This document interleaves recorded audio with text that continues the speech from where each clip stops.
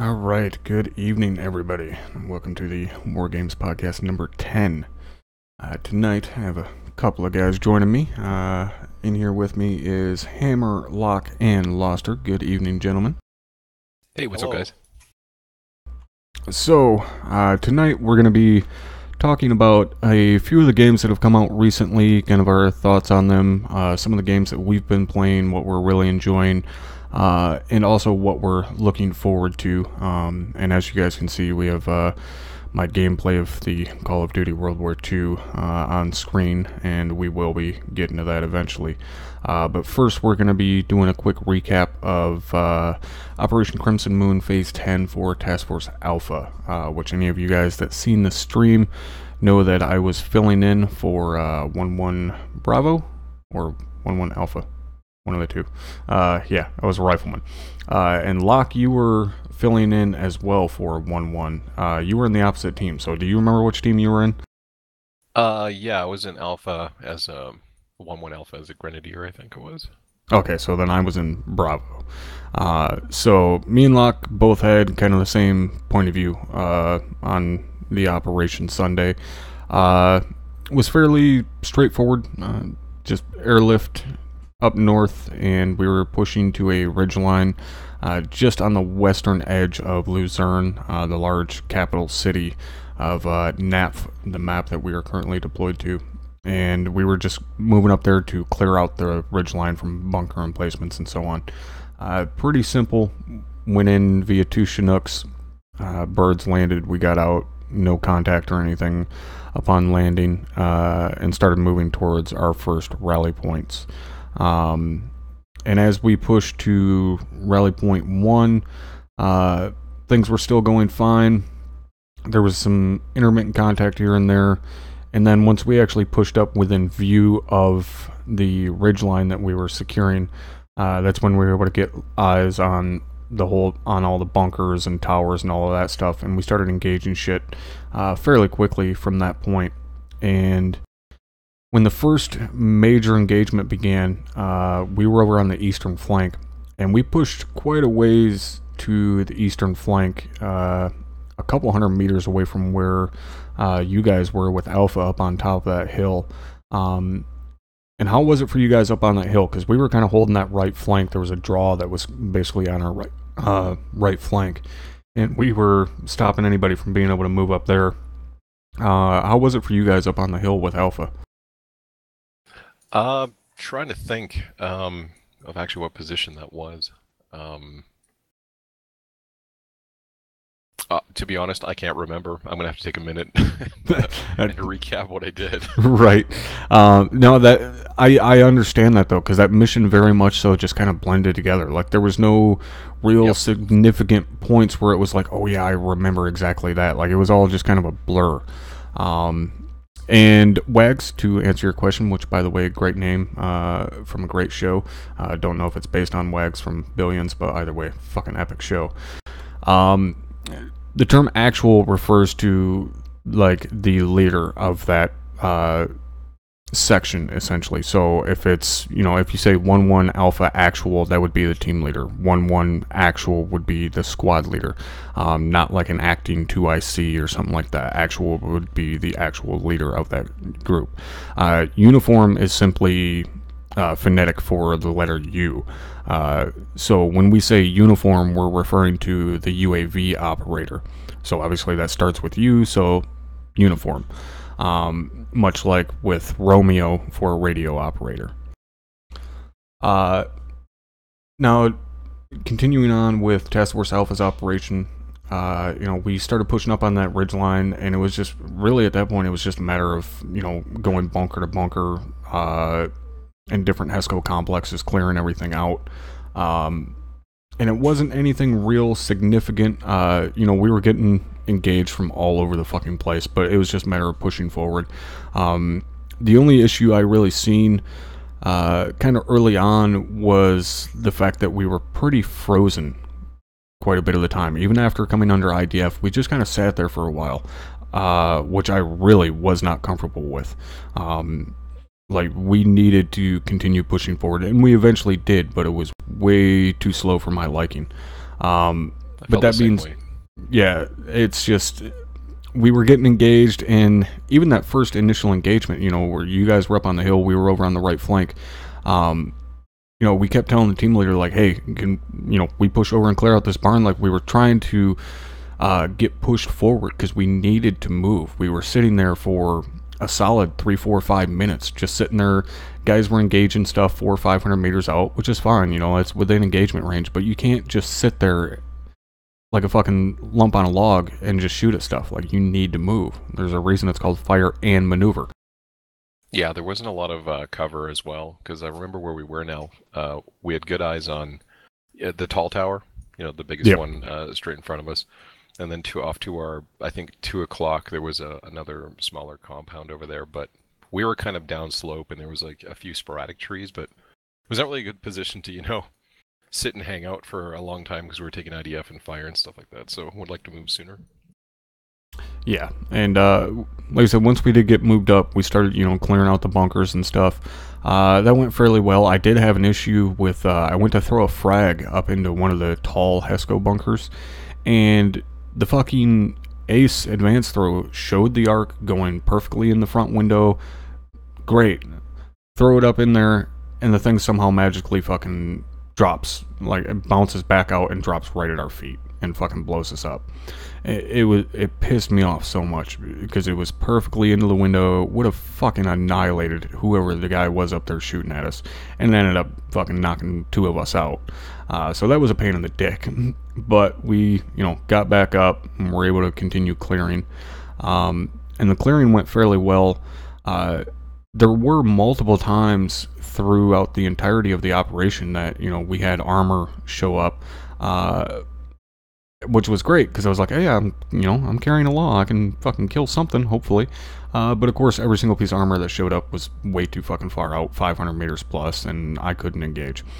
So I never even got to fire my law. But, we got the bunkers cleared out pretty well. There was a couple of pretty decent CQC situations where, we were in close and was able to get in some pretty good firefights inside those bunkers and stuff. And then we pushed up to what was the far eastern end of the ridgeline and held there. That was kind of our stopping point, our limit of advance, because we weren't pushing into the town of Luzerne. And we held there for until the end of the operation, engaging intermittent foot mobiles here and there. There was one point that was really cool. We had essentially an oversized fire team show up 500 meters out to our northeast, and I had good eyes on him, but Bollinger, who was carrying the saw, didn't, so I swapped places with him and proceeded to give him ranges and walk him in on his targets, and he sat there like one after another like dominoes, just toppled like 6 guys down, and it was pretty damn cool to watch. But that was pretty much the end of the operation for us. We did get word that I think it was 1-3 and 1-4 had a big mass cast and a bunch of KIA over there. We ended up finding out laterwards that was due to a technical issue, that all those guys went KIA. But that was pretty much the end of the operation for us anyways. There wasn't really anything real that really stood out aside from, like I said, just the hesitation to move, which was really my only problem with the operation, that and me fucking fragging myself. What about for you, Locke? Was there anything that really stood out for you? No, not really. Like you said, it was pretty straightforward. I actually didn't know that you guys had caught a bad frag. So we came over there and yeah, 2 guys from Bravo were down. We're like, oh shit, what happened? But yeah, really it was the CQC in the bunker complexes that were the most interesting, I think. I went down, me and one other guy went down breaching one of them. We flashed it or stunned it or whatever and went in, but there was a guy hiding off to the right. We didn't clear our right, so that was our mistake. And I guess a couple other guys went in to save us and they went down as well. So I think that was the biggest thing that happened, at least for me, during that operation. Otherwise, it was pretty much, hold here and clear guys out. Yeah, and that was pretty much the same for us. Like I said, and as you mentioned as well, the CQC was pretty damn good there at times. Definitely fun. I had some really good firefights there, but that was pretty much the entirety of the mission. Nothing too insane. Like I said, the only real problem was just the being stagnant here and there, but it wasn't too bad. And actually, Margiota there, popping up in chat. I know Margie was running around there, around us for quite a while. The weapons guys, they fucking got a lot of action that night. There was quite a few pieces of armor. I know Thunder also got a fuck ton of action. He had missiles firing at him left and right. I can't remember for sure. I would have to go back and look at the comment that Kyle put on the video, but there was upwards of 30 SAMs fired at him Sunday night, fired at Thunder. Which is fucking insane. That's a lot of missiles to be dodging, and actually he didn't even dodge all of them. He got hit by a couple, and both his engines ended up having fires in them, and he had to set it down pretty fucked up. So it was a really wild ride for Thunder Sunday night. For us, not so much. So yeah, that was pretty much the end of Task Force Alpha's operation. It was successful. We're holding a blocking position just south of Luzerne. I don't think anybody is looking forward to going into that town, because it's going to be a fucking nightmare. It's a massive fucking town. We know there's frame issues with, densely populated cities and stuff on NAP. So I don't think any of us are looking forward to going in there. Hammer, I think you get to be Task Force Commander for that one. I'm gonna say that one now. Thanks. No problem, buddy. Well, it'll be exciting at the very least, because it might end up being kind of like the meat grinder. Remember last year? That was a pretty brutal operation, but even if it's difficult, at least it'll be exciting. So. Yeah, which is exactly why I don't want to be the one commanding it. Yeah, it's not going to be fun. I would like to be able to split that into 2 operations, because in actuality, a town that size, granted, we wouldn't try and take a town that size with only a platoon of infantry, but that wouldn't be something that's just done in a matter of a couple hours. Like, that'd be a couple days worth of fighting to take a town like that. But we have to work within our limitations. But yeah, that was pretty much it for Task Force Alpha. Like I said, fairly simple, pretty quick recap of that one. Nothing real major happened there aside from what Thunder had going on, and like I said, he had a hell of a night Sunday. So to move on from that, as I said, we're gonna be talking about some different games tonight. A lot of the stuff that has come out recently. I've had a chance to play most of the games. I haven't been able to play the new Assassin's Creed yet. I just haven't had the funds to grab it. Hopefully I will be able to soon, as I do want to do at least a little bit of a playthrough of it to be able to give you guys my thoughts on it. Heckman has told me that it's very, very good, so I am looking forward to eventually being able to check that out. However, one that I did get to play is obviously Call of Duty, which you guys are looking at now. And we'll get to that here in a minute, because first I want to go over something that I do enjoy before I get pissed off.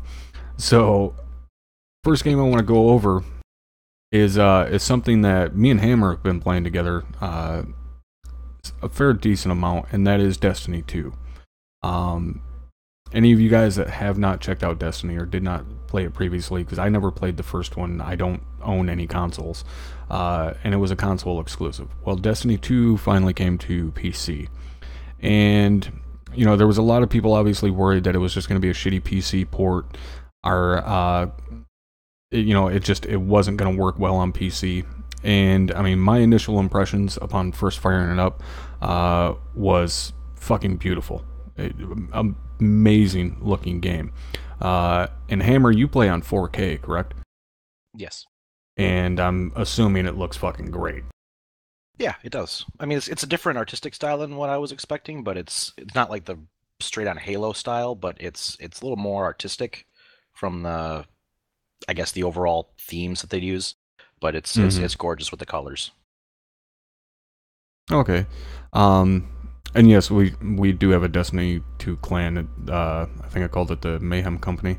There is another clan that's run by some guys in the unit, but I didn't join because the name was retarded. So if you want me in your clan, whoever the fuck it is that runs the other one in the unit, change your name to something not retarded. That being said, like when I first fired it up, beautiful looking game. I did play the beta, and actually, Locke, you played the beta with me. And what were your initial impressions after playing the open beta? Same as you. I thought the game looked great, but I don't know if it was a good representation of what the actual, the full game is. Because I was not really impressed by the beta. I didn't really like how the bad guys looked. The gunplay was fun. It was on point. It felt like, as sharp as the new Doom is, and maybe the new Wolfenstein. But, I think there was only one loot thing that I opened up and got like one item out of it. So I would like to see a little bit more of that in the beta, just to give me a, little carrot on a stick kind of thing. So yeah, wasn't really sold on it at the beginning. Yeah, and I agree. We talked about it quite a bit after the beta, and it was like, it looked great, and there was something missing. And I think you're absolutely correct in that it wasn't a good representation. After playing it now, it definitely was not a good representation of the game, and it wasn't enough to really entice me into buying it. Like I probably wouldn't have bought it had it not been for the fact that there was a couple other guys that I want to play games with buying it. Otherwise, I would have just left it because I wasn't impressed with the beta. Getting into it, I was definitely impressed. The gunplay, as you said, was very good. It was very Halo-esque, which obviously it's the same company, so it makes sense that it would feel like Halo. And I'll say it's one of those games where it's definitely better played with a group. You can play it solo, absolutely. I've played quite a few hours by myself, but you don't get the same feeling as what you do, playing with a group of people. That being said, though, I think honestly the biggest failure of Destiny at this point, or at least from what I've played of it, is that you can only have 3 guys in their, quote unquote fire team, and that kind of is a shortcoming to me. Like even only 4 guys with stuff like Wildlands and shit like that, even that seemed a little too little. But only being able to have 3 people in a fire team, I was like, what the fuck, man? It's pretty weak. You only get to play with 2 of your buddies, and then the raid I find out is 6 people. It's like, well, you have the capability to put more than 3 people in a group for the raid. Why can't you do it for the normal game? And so that kind of pisses me off. But that's really the only downside, per se, that I've found with it so far. Now, as far as the actual gameplay itself, again, very fun. The movement is incredibly fluid. I play a Titan, which basically has like a jetpack on their back, and you can kind of fly around, and I call it Buzz Lightyear because you mostly just fall with style. But it's very, very fluid, and it's intuitive. While a lot of the game is somewhat linear, it gives you, at least for me, it gives you the feeling like you can go anywhere, even though you can't. And what do you think about that, Hammer? Do you think the movement is kind of fluid, or do you think it can use some work? Yeah, overall, I do. I do think that there could be a better. I always like the cover system type thing, but Yeah. but it's I mean, it's pretty good for what the game has. And that's honestly, I'm kind of surprised it's not in there because the mechanic is already there. The Titan class has one ability where it throws down this waist-high piece of cover that you can duck down behind, and when you do that, it automatically reloads your weapon. Well, all you have to do is right-click, and it pops you up and puts you ADS, looking out from behind cover. Mm-hmm. And it's like, okay, the mechanic's already there. Why not put it in the game? And I agree. I think it would benefit from that. But nonetheless, it's still pretty decent as far as the gameplay itself.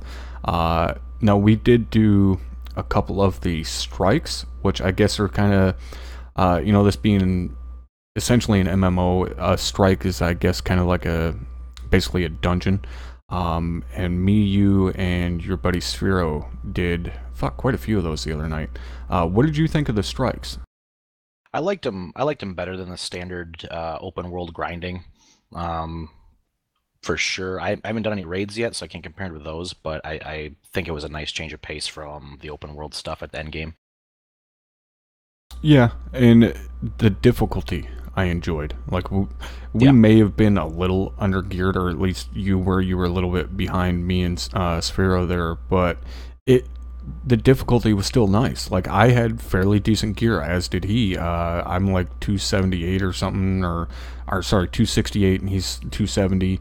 And we were still getting rocked pretty good, and the difficulty was fun. Like, it wasn't to the point where it's like, okay, the game is just fucking cheating, beating the fuck out of us just for the sake of beating the fuck out of us. Like, it was definitely beatable, but you had to work together, you had to coordinate, and, you had to do shit properly, and I enjoyed the difficulty of it. And that kind of brings me on to one of the other things that I really, really enjoy with Destiny when it comes to the open world stuff, which is the public events. The public events happen every few minutes across all of the maps. There's like 5 planets, I think, or something like that. And each one has public events that happen every couple of minutes. And if you're quick enough, you can kind of hop from one to the other and just do them one after another.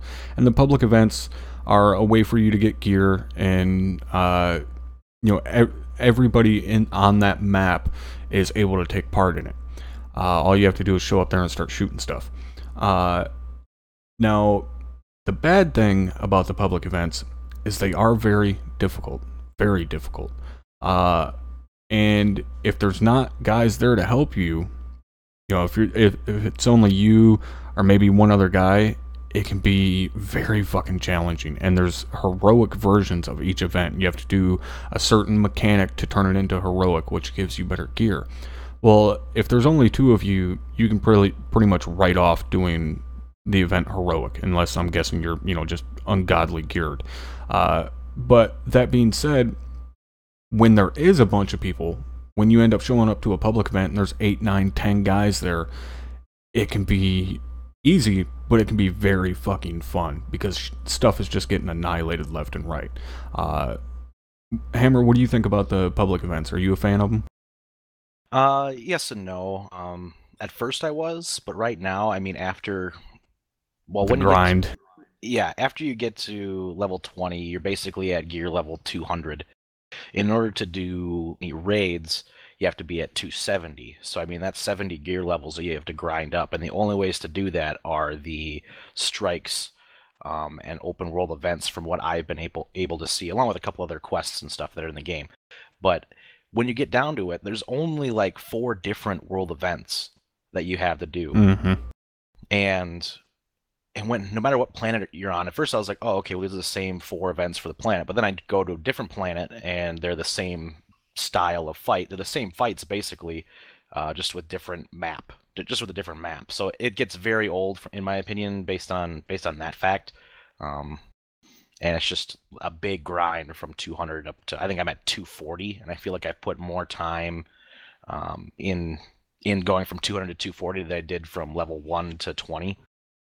Oh yeah, definitely. The gear grind is much, much more than, actually leveling. And I think this is kind of Bungie's, kind of their mistake, not only with this one, but also apparently it was a big complaint with Destiny 1, was the lack of endgame content, which is still prevalent here. As Hammer said, you hit level 20 and then it's all about grinding for gear. But when there's not a variation in that, it just becomes incredibly repetitive. When you look at other gear grinding games, like say Diablo, for instance, Diablo 3, which I've played a lot of, as well. Locke has played it quite a few times with me, and while Diablo can get somewhat repetitive, it's still, you're going to different areas all the time. You're fighting different types of mobs and stuff like that. Plus, there's the fact that you can just throw on some music and mindlessly kill shit, which is always enjoyable. But Destiny gets very repetitive because of that fact, like Hammer said, there's only 4 or 5 public event variations, and then the strikes, there's only a handful of those as far as variations. And when you're doing them over and over and over and over and over, trying to get that gear, it can get very boring, which is upsetting because the game is good. The gameplay is very good. It's just a lack of content right now, which again was kind of the downfall of Destiny 1 when it came to endgame. So I think they... Go ahead. Sorry, do you think that's a result of them, going to release expansions later and charge money for them? Kind of, the typical thing that big companies Yeah, do. definitely, because they've already announced 2 expansions for it. I mean, the season pass, of course, is already fucking available. I have no idea when any of the next content is out. I'm sure it'll be here fairly soon, maybe spring. They'll bring out the first expansion, which really, honestly, really pisses me off. There was a big hoopla when Destiny 2 was getting ready to come out about the microtransactions and the loot crates that you can get, which every fucking game is doing now. And I didn't really give a fuck about it because I don't plan on fucking spending my money on them anyways, so I don't really care.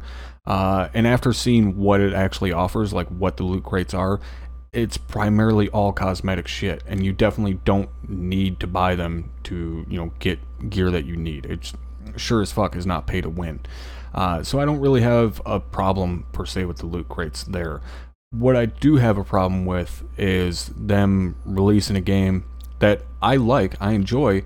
However, there's no content there once you reach the end, and it's just, okay, well, now we've done this, so now we get to grind these same couple of things over and over, and then wait a couple months for the expansion to come out. So, at least in my eyes, Bungie is really kind of kicking themselves in the dick, because they release this very limited amount of content, and then by the time their next set of content comes out, I'm sure they're already going to lose a huge fucking chunk of their player base.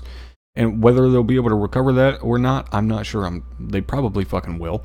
But still, it seems counterintuitive to me to release, such a limited amount of content and then say, okay, we'll see you in a couple months. It doesn't make sense to me. Yeah, that was, I think, the problem back in the WoW days of Miss Pandaria too, right? Like, it was a pretty good expansion, but there wasn't enough in-game content. And I think, at least speaking about MMOs, they fixed that problem. But it's a huge issue. If you have nothing to do at the end of the game, or reaching the cap, that's it's really bad because people are going to leave and they might not come back. Yeah, and that's, you bring up MoP with Warcraft, and I was playing back then, and their big endgame content at that point, aside from the raids, was fucking dailies. You'd do 30, 40 goddamn dailies a day. Yeah. And they learned their fucking lesson from that, and that, somewhat went away a little bit. And, Destiny has kind of the same thing. They have, their... what the hell are they? The challenges and milestones and shit like that that you can do, but again, it's pretty much it's like a daily from Warcraft, and it's like, I don't want to fucking do this. Like, I want to do more strikes. I want to do shit like that. And as far as the question there in chat, would you say playing the first Destiny story to get the story of the second one? I have no idea because I didn't play the first one. I still don't. Which maybe is why I don't understand the story of what's going on in the second one. You don't. The first Destiny story is awful. Like, it's just like, it's hour upon hour listening to Peter Dinklage with no direction, just boringly talk in your ear. It's awful. Well, I kind of like Peter Dinklage, so I might be alright with that. Yeah, everybody likes Peter Dinklage, but he has no, like, it's the most boring delivery. Is he, like, giving the speech from when he was on trial at King's Landing, or is he playing fucking Trask from fucking X-Men? Like, there's a drastic difference between the two. Just imagine every line Peter Dinklage has ever delivered with zero enthusiasm. Yeah. And that's the second one is pretty much as not necessarily unbearable, but it's just I don't give a fuck. Like, they do these big, huge cutscenes that are supposed to be, very Hollywood-esque, I guess, but it's just like, okay, I'm gonna skip this because I don't give a fuck about these characters. The only character that was enjoyable was the whole Cade 6 that's played by Nathan Fillion, and he's the only one that had interesting dialogue written for him. All the rest of them are a fucking block of wood with a mouth that happens to open every so often and let noise come out. And like the one chick, I can't remember her name, I mean, she's just a rolling fucking self-pity party, and it's like, just shut your fucking cockholster, lady. I don't care what you're saying at this point. And that's how the majority of the fucking storyline is. It's just, I don't give a fuck. The dude with the fucking vagina teeth on his face would have been, a little bit more interesting to find out the backstory there and what he was doing with the Warhammer 40k dude. But, it's just, the story, I didn't care. And we're talking about Destiny 2 right now? Yeah. The story for that. Yeah, I thought the bad guy, at least in the beta for what I saw of him, I wasn't impressed. I was like, this is the bad guy? Looks like shit. No, if and I, that's... yeah. I was gonna say, if I could just insert something into this, the have someone explain, when you think about okay, how is Destiny how is it approached? How is it presented to you? Okay, it's a game where you and a group of friends can travel across this vast world, this huge backstory, and it's got a shit ton of guns and a shit ton of gear. Okay, I played that game before. It's called Borderlands, and Borderlands 2, in the first 5 minutes of the game, okay, here's Handsome Jack. He's an asshole. He's the bad guy. He kills all your friends, and that's your story. That's it. Now you're in this world. There's a billion guns, and you have a quest, and you have a story, and you are driven to accomplish that mission from the first 5 minutes of the game. And I just don't. I that. You have to, I think, in my opinion, Handsome Jack is one of the greatest bad guys ever. And it's just, you have to find that. If you're going to present a game like that, you have to find your own Handsome Jack to make it. You need a protagonist or an antagonist. I'm sorry. The story I always go for, or at least the primary antagonist, the one I think was one of the best, was Martin Sheen as the what was he called now? The Elusive Man in Mass Effect. I think that was one of the best storylines ever done. And, the entire way through, at least for me, you give a fuck about what's going on in the story, who these characters are, and this and that. And then, Destiny 2 is just, I didn't care. Like I said, the only one I liked was Cade 6, and that's 90% because it was voiced by Nathan Fillion, who is fucking hilarious. And he's the only one that got good dialogue, probably because he was like, yeah, these lines suck, I'll fucking write my own thank you. And I would assume that's the case, because I cannot legitimately believe that the same people that wrote the stupid-ass lines for the Dr. Manhattan ripoff dude wrote the same lines for Cade 6. I cannot think that that's the same people, because they are in no way, shape, or form even close to the same style of writing. So the guy from The Wire in that too, the lieutenant, I can't remember his name. Lieutenant Daniels? Yeah, Lieutenant Daniels, that guy. I am not sure. Yeah, I'm pretty sure that he was the first voice that I heard when we played the beta together, and I was like, oh, it's that guy. That guy was pretty cool. But I don't know. Yeah, and as Lex mentioned in the chat there, Failsafe is also a great character, this AI that you come across that's malfunctioning, and it's basically the chick from Portal, the robot from Portal, or the AI from Portal, whatever. GLaDOS? Yeah, GLaDOS. It's the same character pretty much, and it's fucking hilarious. But again, I don't think that was the same writers as the people that write the rest of the shit. So yeah, to sum up Destiny, my thoughts on it, it's definitely a very good game. It's, as I said earlier, the gameplay is fucking great in it. Very fun to play with a group of friends. Is it worth a buy? Honestly, it's a tough call to make. Obviously, I fucking bought it. I've had a lot of fun playing with friends, with Hammer and Burke and stuff, and it's been very good. But right now, just because of the lack of content, I don't know if I would recommend it right now. I would say maybe wait until the first expansion is released, or until it's on sale, and pick it up, unless you have a group of friends, well, I should say 2 friends, because that's all you can fucking play with until you can do a raid. But if you have a group of friends that are into that kind of grindy, repetitive, that gear grind, then yeah, it can be extremely fun. But don't be surprised when it does get repetitive and you're kind of like, okay, well, I guess let's go do another public event, or let's do another strike. And okay, it's 2 o'clock in the morning. I guess fuck it, let's do another strike. So at least for me, I would say hesitantly, yes, go ahead and grab it. But if you're still kind of on the fence about it, wait for a sale. Wait until the winter and see if maybe it goes on sale for the holidays. I doubt it will, but still, it's worth a shot. Hammer, what about you? What would you say on Destiny 2? What's kind of your final verdict of it? Don't buy it. Just straight up, don't buy it? Yeah. I mean, I feel like I went through the same gear grind with the Division. I mean, that was another big game that I was going to bring that up. I mean, it's just like you get to the end. There's nothing to do at end game except grind gear score or power level or whatever they call it. It's exactly the same thing. And after doing that in the Division for, I don't know, months before they released any additional end game to what was at launch, I'm still tired of it by the time I got to Destiny 2. And even though I've been grinding at level 20 end game for, I don't know how many hours, maybe 10, 15 hours, I don't know. I don't have an urge to play anymore, really, now that I think about it.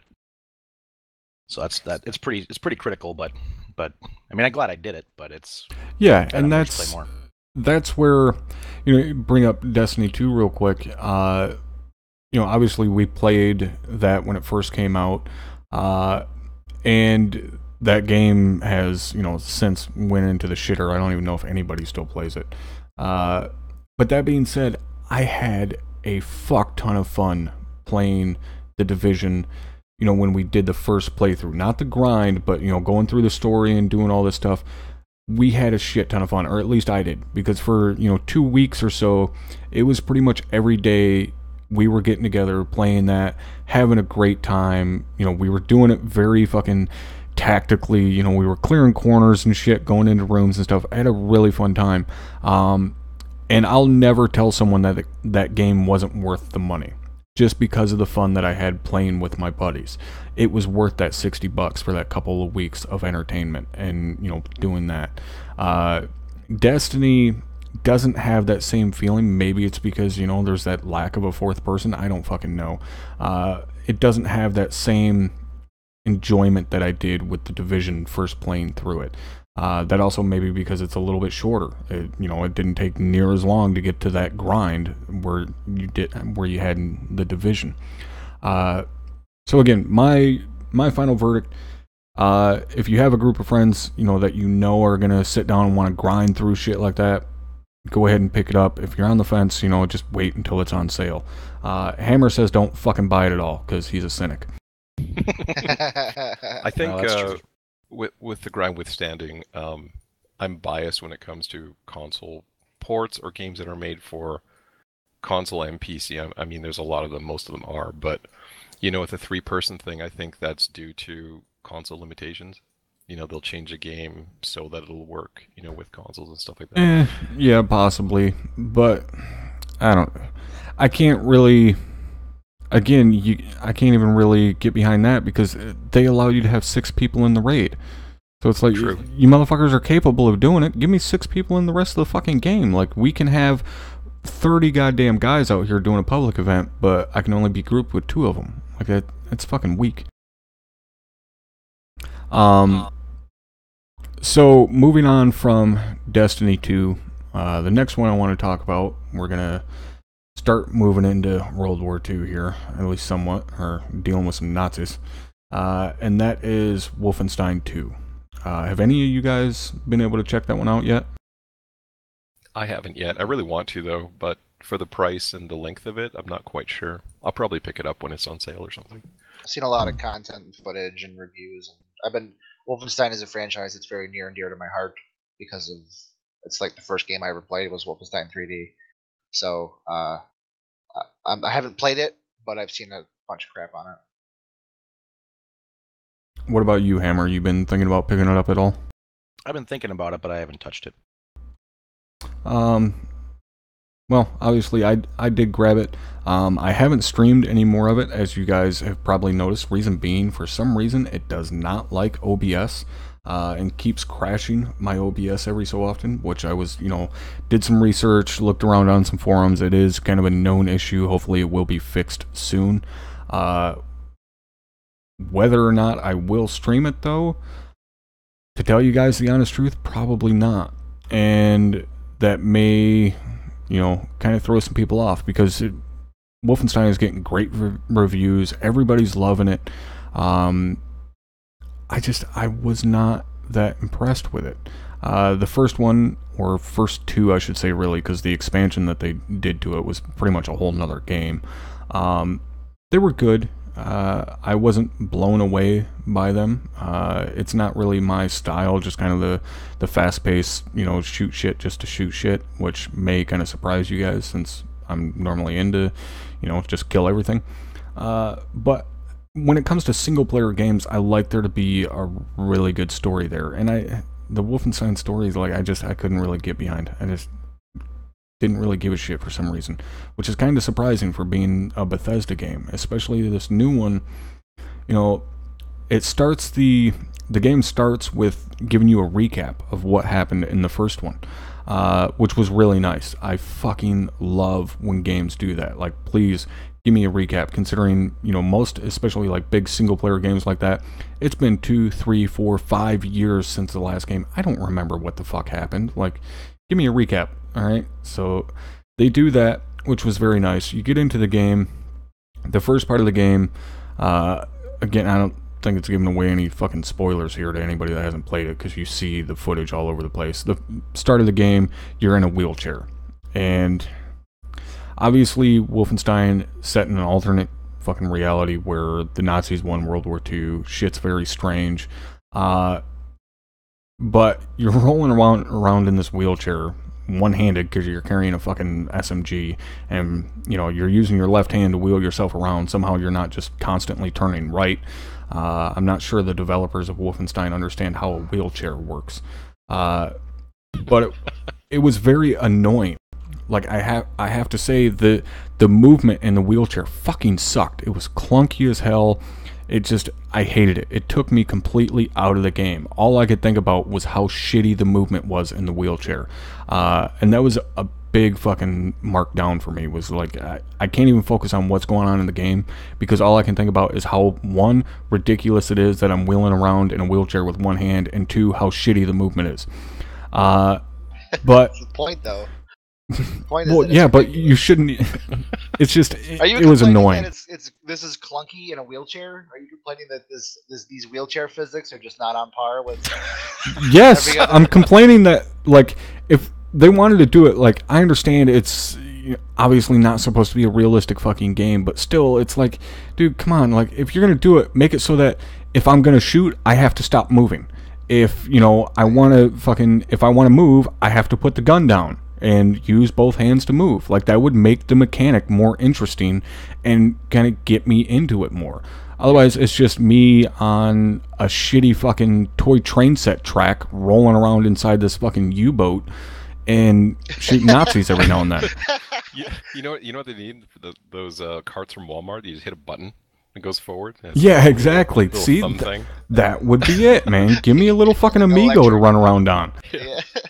I mean, it is a fucking futuristic type game. It could work. And then, yeah, the other part, like what Bezo brought up in chat there, the wheelchair just being able to roll right over the bulkheads inside the U-boat. I mean, those things are like fucking shin high. Like, I've got X game skills to be able to get that wheelchair over that bulkhead with no help.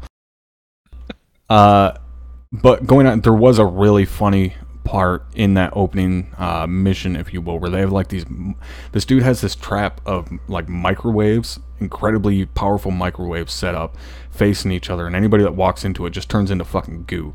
And it was fucking hilarious every time. Like, during the cutscene, you're sitting there talking to the guy behind this ballistic glass, and these Nazis are trying to get to you, and a couple of them run up and they get to those microwaves, turn into fucking Nazi soup, and then another one comes, same thing happens to him, and then one comes up and like he's trying to sneak up there, like it's, you know, like we're seeing him and turning him on or something, because you can't physically see microwaves, and he's like sneaking along the wall, and then he just takes the final step into, you know, the threshold and just fucking explodes into fucking Wehrmacht jelly, and I was just rolling.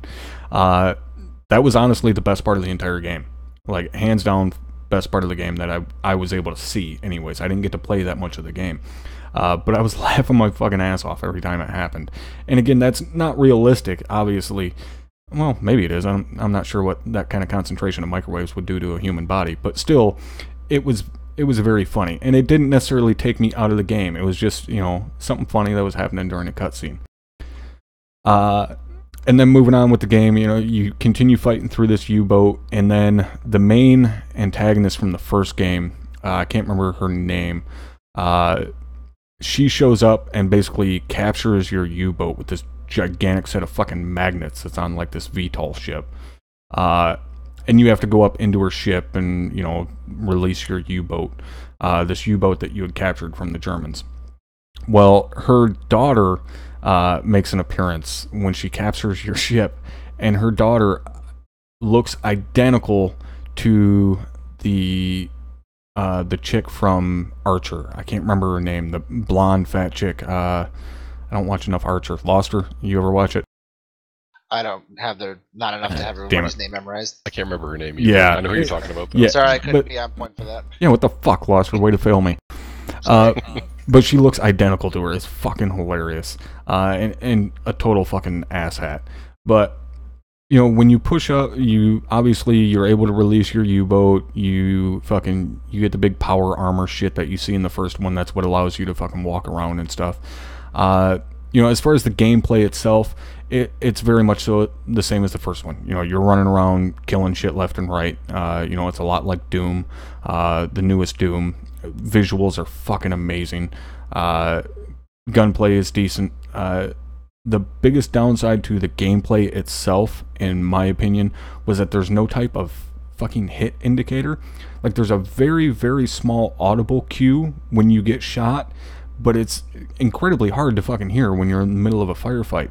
So a lot of the times I was finding that I would, you know, think I'm perfectly fine, and then all of a sudden my screen's flashing and I'm like, oh fuck, I'm about to die, because you can't really tell when you're getting hit, which is a big problem for me, because especially in a game like that where you're taking on, you know, you're by yourself and you're taking on 20, 30 fucking guys, and all of them are shooting at you from different angles. It's fucking difficult to figure out, if you don't have an hit indicator, that you're getting shot, and that I really did not like about that game.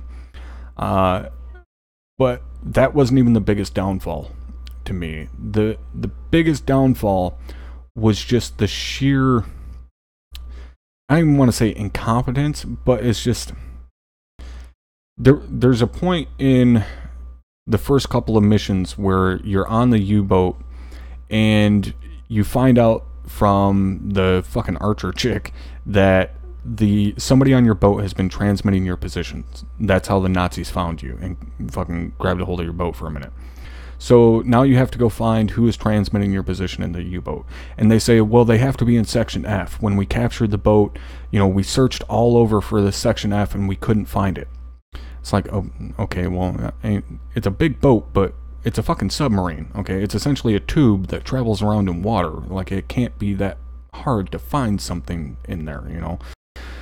So they say, all right, well, we're going to go find Section F and you're going to have to go clear it out. Okay, great.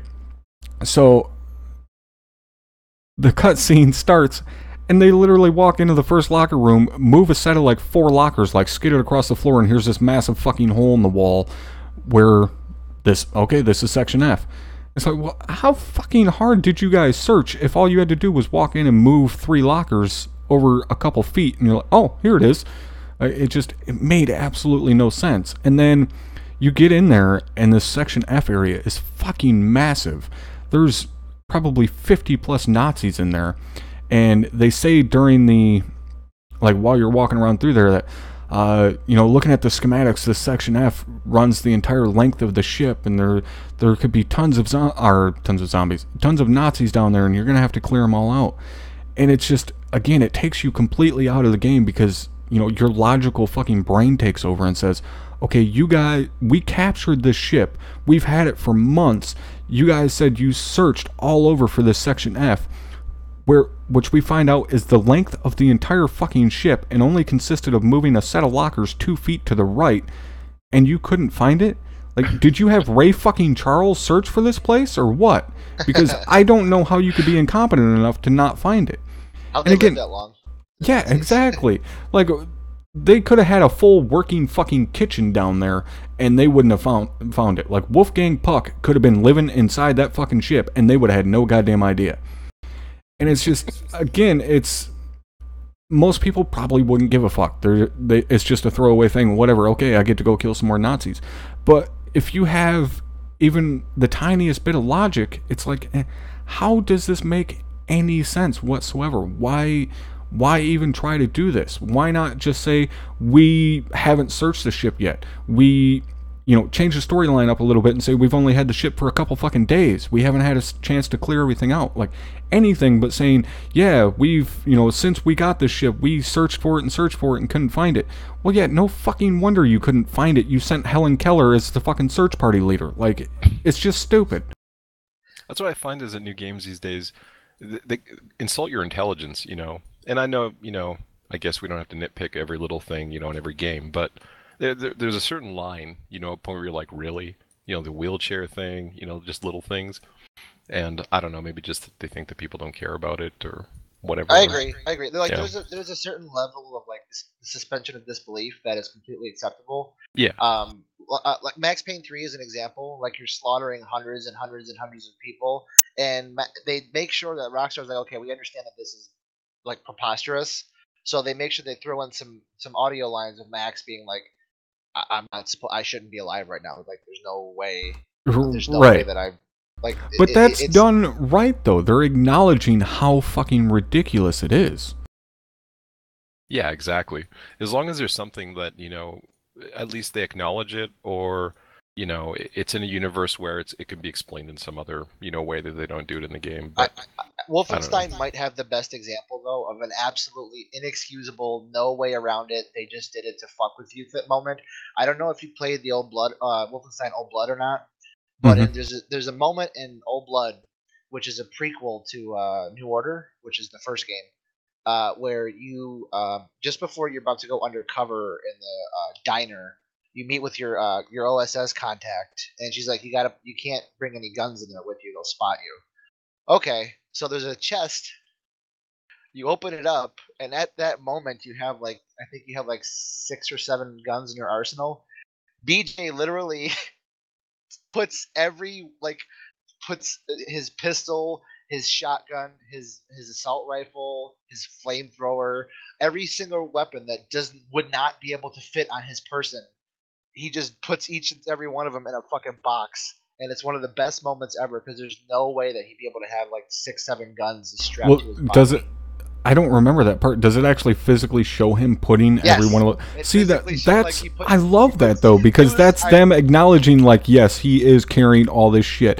No, we have no idea which pocket he puts it in, but yes, we're acknowledging that he's carrying all this shit he would not be able to carry. I love that. That's Mad Max Beyond Thunderdome shit, where he's fucking pulling out 18 weapons from under this trench coat. I never laughed so hard in my life. That was one of the funniest moments. It was great. And Hothead, to answer your question, as far as the name for the Destiny 2 clan, I have no idea. The thing I was originally going to name my clan was the Battered Bastards, but they had a problem with the bastards, so fuck them. But yeah, when it comes to Wolfenstein 2, that whole Section F part really fucking put me off. And like you said, Locke, they're kind of insulting your intelligence, and that's a trend that has gotten very fucking annoying. They're pandering so much to people that just want to mindlessly play the game, which, whatever, I guess that is what it is, but it's like, you don't have to insult our intelligence to do that. Like, you don't have to assume that everybody is a blithering fucking retard. Like, you can explain shit logically and still make the game good. You know, it works. Yeah, just common sense.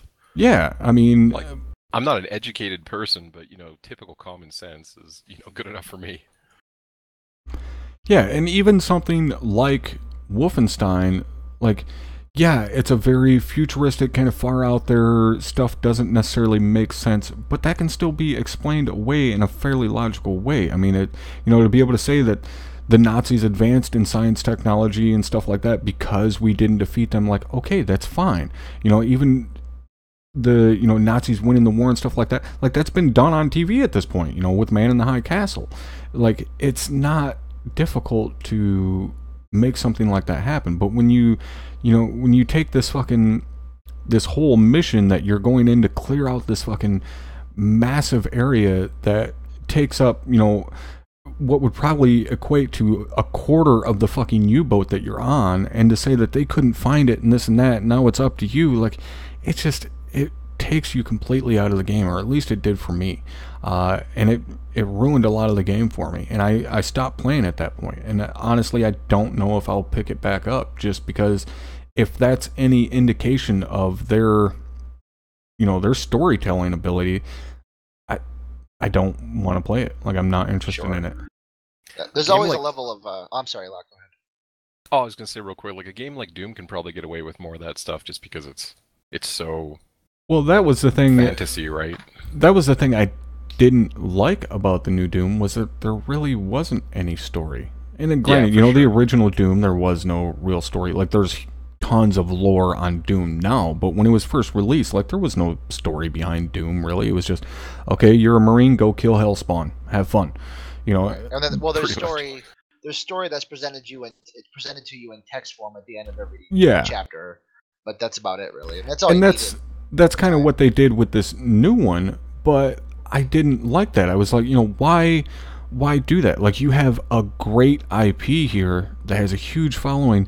A lot of people hated on the movie, but I love the backstory that they were able to do with the movie. That, they were researchers, they were fucking digging up Mars, and, just different shit like that. They fucking opened up a portal to hell through experimentation. And they kind of do that in Doom, but not in the same sense. Like, it's much like Destiny, where, like, the story just didn't matter. You didn't give a fuck about any of the characters. You didn't even really know who the fuck you were outside of a Marine.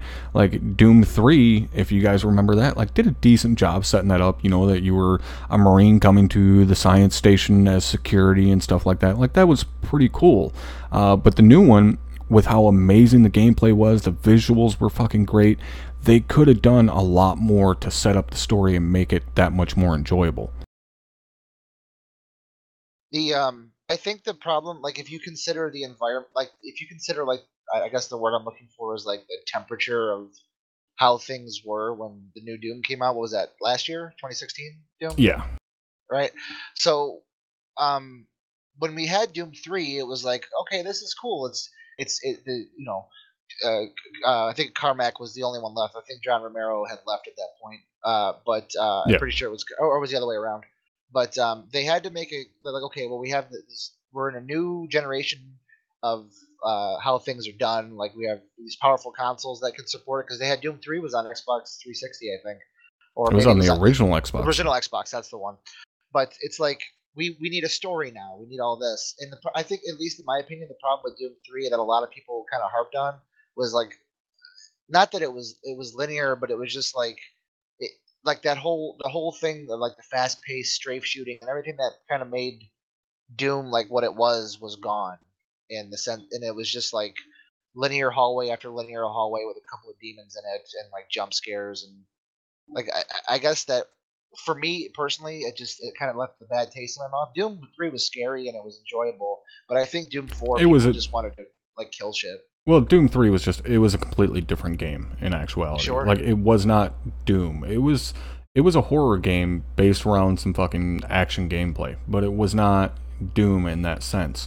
And, like, I enjoyed Doom 3. I thought it was a very fun game. And like you said, it was scary, and, it was definitely a horror game, in my opinion. Sure. It was proper scary. Yeah, exactly. And that's, I love that idea with Doom. I think Doom works very well in that setting. But it's not the traditional Doom, and it's not what people expect. And I think that was kind of the downfall of Doom 3 was that, people went into it thinking, like you said, very fast-paced shooting and stuff like that, and that's not what it was.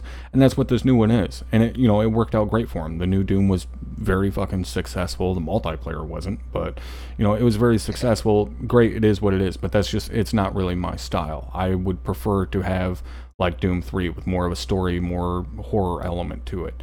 Doom 3 probably shouldn't have been called Doom 3. Yeah, exactly. Probably should have been something else. I feel like the older I get, the less I like those kind of like serious Sam, just shoot everything, blow up. I mean, that's still fun, but you can do that in so many games these days that you kind of, for me anyway, I look for a little bit more when it comes to that bacon game, big titles. Which one? Whatever it's called, something in bacon, something bacon. It's like $1 on Steam. That's all that is. It's like Serious Sam, but it's pigs. You're just murdering pigs that are trying to kill you. I haven't heard of that one. Some of the shit you find, I swear to Christ. Yeah. All right, so anyways, back to, now that we've had our segue on Doom there, back to Wolfenstein, which it's not that much of a segue, it's still fucking Bethesda. When it comes to Wolfenstein, my opinion of it, if you enjoy that kind of fast-paced, shoot-'em-up stuff, go for it. It definitely fits that bill. It's a very good-looking game. The gunplay, the mechanics of it, and everything work very well. I didn't have any issues with the gameplay itself. It was just, the ignorant fucking story writing of it was just it completely took me out of the game. But if you're just looking for some mindless killing to shoot some or God, why do I want to keep calling them zombies? Nazi zombies. Yeah, Nazi pretty zombies, much. Yeah. But if you just want a chance to, mindlessly run around and kill some Nazis, grab it. I myself, though, I probably won't be playing much more of it at all. I don't know. We'll see. You guys still think you're going to pick it up? Absolutely. I think maybe for the storyline, but like I said, I'll wait till there's a sale. And I like Bethesda as a company, except for the DLC stuff that they do sometimes. But I like their storytelling. I liked all the Fallout games and stuff like that. So Wolfenstein, if it's You liked Fallout 4? It wasn't as good as Fallout 3, but I have like 600 or 700 hours in Fallout 4, probably because it's building and I make up my own Jesus. story. Oh yeah, Yeah. the mods and stuff really make Fallout 4. Yeah, for sure. So yeah, I don't know. I might pick it up. I'm not sure yet. It's not a top of the list kind of thing for me for Wolfenstein. Well, all right. So now we get on to the fun one, the one you guys are watching now. Boy. Yeah. So any of you guys that watched my stream while I was playing this probably already know my thoughts on Call of Duty World War II. But what about you guys? Hammer, were you looking at possibly picking it up? Not really. I was a huge COD fan back in the day, but after watching the stream while we've been talking, it's like, no. And that I agree with you completely when it comes to older Call of Duties. Everybody praises the originals, of course, and Modern Warfare. Like I enjoyed them as well. And those were games that it wasn't really, it's not like Arma. I'm not playing to have that totally 100% realistic experience. I'm playing it to, be in a fucking movie that I get to be a part of. And the other ones, yeah, there was a lot of stupid shit that happened, but a lot of it was, well, pretty much all of it was based on, non-realistic things, like stuff that could potentially happen, but it wasn't based on real people or real units. Well, it was some real units, but it wasn't like real conflicts and shit like that, aside from the originals. What about you, Locke? Were you thinking about picking up Call of Duty at any point? I have absolutely zero interest in new Call of Duty, to be completely honest. I have no faith in that IP anymore. I don't know. What was the last Call of Duty game you liked? That's a good question. Okay, so there's Call of Duty 4. What was after that one? Modern 4, Warfare that was, 1, 2, and 3. No, it was World at Black War. Ops. Black Ops. Oh. No, World at War. World at War. Yep. World so at I War, didn't then play Modern World Warfare at 2, War. then Black Ops. So the last one I played was before World at War, the one, whatever that was, Call of Duty 3 or whatever. And it was okay, it was good. You know, I liked doing the multiplayer and shooting people and stuff, but that's about it. It's been a long time since I've enjoyed Call of Duty. Battlefield I've kind of kept up with, but even that's a different story. But Yeah. I don't know, I've played pretty much all of the Call of Duties. I didn't play, what's the last one that everybody fucking hated? Not Advanced Warfare. What? No, Ghost? I think it was Infinite Warfare. Infinite Warfare. Was the last one.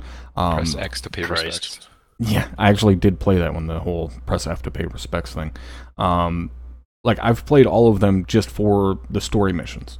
Just because, you know, if there's anything that Call of Duty has ever been able to do really well, it's to make you feel like you're in a fucking movie. And they've done that really well. So I've always played the campaigns. And granted, the biggest problem for me was always that, okay, the campaign's like 4 hours long.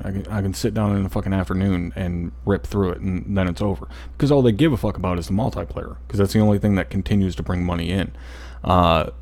And I hate the multiplayer. I have always hated the Call of Duty multiplayer. I never fucking played it. Like, I've tried it a couple times, but I fucking hate it in every single iteration. So, going into this one, I knew I wasn't going to play the multiplayer because I had already seen streams and videos of the multiplayer. And, like, the second I seen an STG-44 with a fucking red dot on it, I was like, alright, you guys can suck a dick. Like, I am not playing that type of multiplayer. But I still wanted to play the campaign because of the fact, yes, one, it's back in World War II, and also they're depicting a real life unit. Like, you're playing as a member of the 1st ID, the Big Red One, like the most well-known fucking infantry unit in the U.S. military. Like, you get to be one of the Big Red One. The guys that fought in Africa, in Italy, in Normandy, Holland, Germany, like, these guys did it all. And you get a chance to, you know, relive part of their story. So I was very, very fucking interested in the campaign, and that's why I bought it. And then I got into the campaign. Now, the opening of the campaign, as you guys seen when the stream started, was a cinematic, and the cinematic was very well done. Fucking looked beautiful. I mean, the entire game looks amazing, as you would expect. But the opening cinematic just kind of lets you in on the scale of World War II, what was really involved, you know, how important it was, and so on. And I like that. I really enjoyed it. And then the opening scene, I guess, that you get to start playing is you're on the, I forget what the hell they're called, the LCVs? Higgins. What's that? Oh no, the big boat. Yeah, the big boat. I think it's the Okay. LCV or LAV, Yeah. not LAV, something like that. I can't remember. But the big landing boats, where the nose of them opens up and shit. And you get to meet a couple of the characters. Kind of the typical introduction from any fucking military movie or whatever. You got the one guy that's the smart ass, and the one guy that's always wanting to start shit with people and this and that, whatever. And then you get introduced to your platoon sergeant, who, their big claim to fame or whatever is that it's played by Josh Duhamel. Which, whatever it is what it is, if you like the guy or not. But I have to give them credit on their face rendering. And I've said this to multiple people, their face rendering was fucking amazing. Like, the minute he comes on screen, if you know who Josh Duhamel is, you recognize that guy's face, and you're like, holy fuck, that's Josh Duhamel. Like, there's no difficulty recognizing who that is. And I give him credit for that. All the face modeling was very good as far as the main characters. And then you go into the first mission. And, you find yourself on the Higgins boat.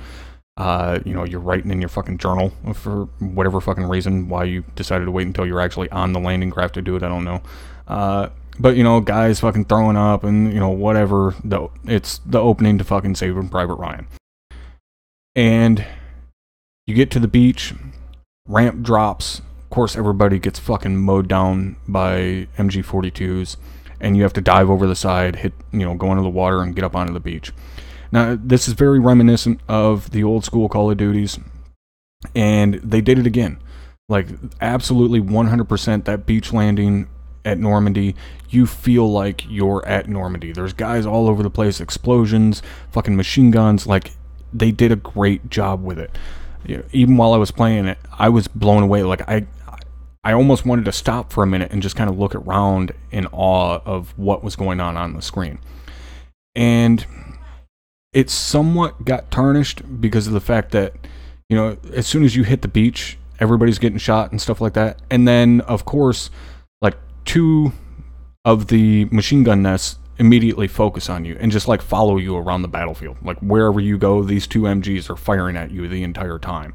Like you have a gigantic fucking red arrow over top of your head, which has always been one of my biggest problems with Call of Duty, is that the AI focus on you.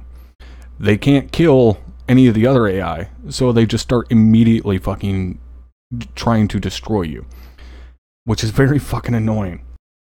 But that being said, you know, you get pushed up the beach, survive the fucking machine gun fire, hopefully, and as you guys seen in the stream, you know, you get up to the barbed wire, you put the fucking Bangalore through the barbed wire, basically recreate, again, the scene from Saving Private Ryan, go through, and then you start pushing up the bluffs to the actual bunkers themselves, and you have to start clearing out the bunkers. Okay, great. You know, you get to work your way through some trenches, get some CQC in there, pretty cool. And this is where the game started showing its cracks to me, is when you go in and start clearing the bunkers. And the part that really did it for me, that kind of raised the first red flag, is there was this scene, and you guys would have seen it a little bit ago in the stream, where there's guys inside of the bunker, and there's a small window, like a fucking 1x1 window. I ran up there, chucked a frag in. As soon as the frag went off, I went into the room and started clearing. None of the AI came with me.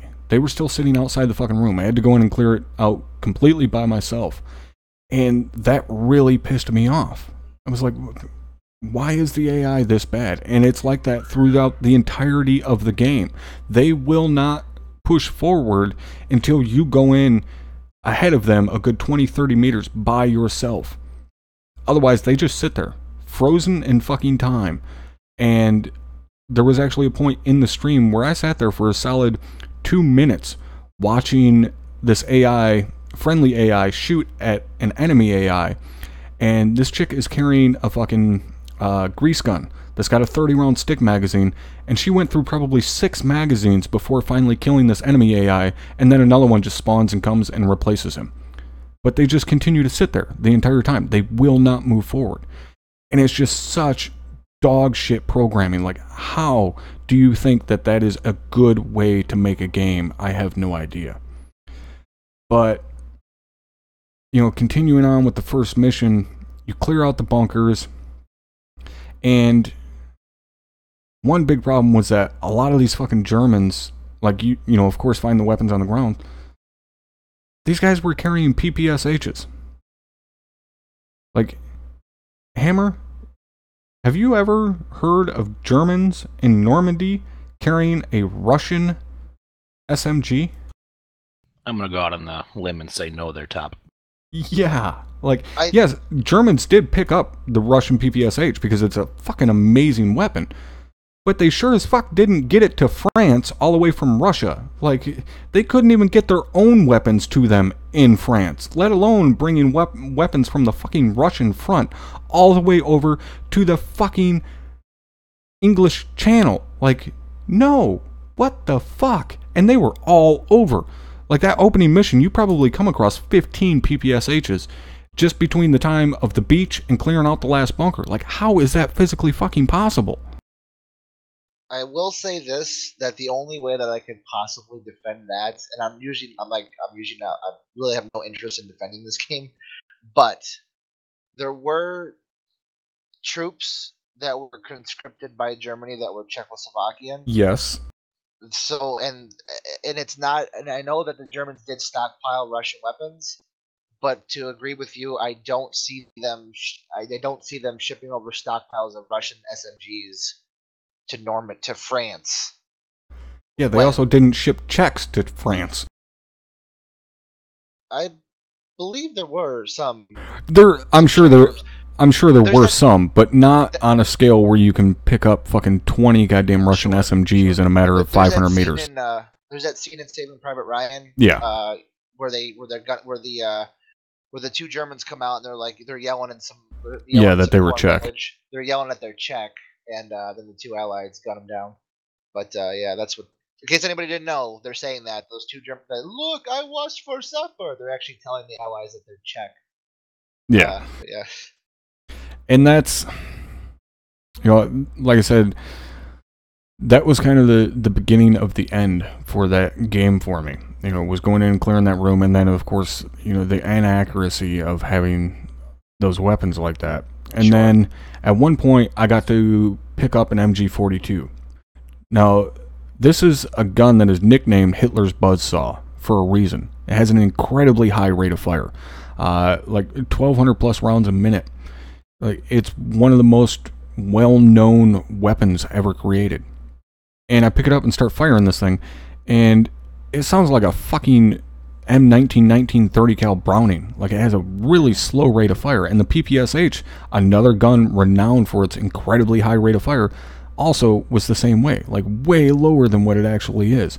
And I know Call of Duty knows how to do that shit properly because they've done World War II games before. Granted, it was a different studio, but they've done World War II games where they had that shit correct.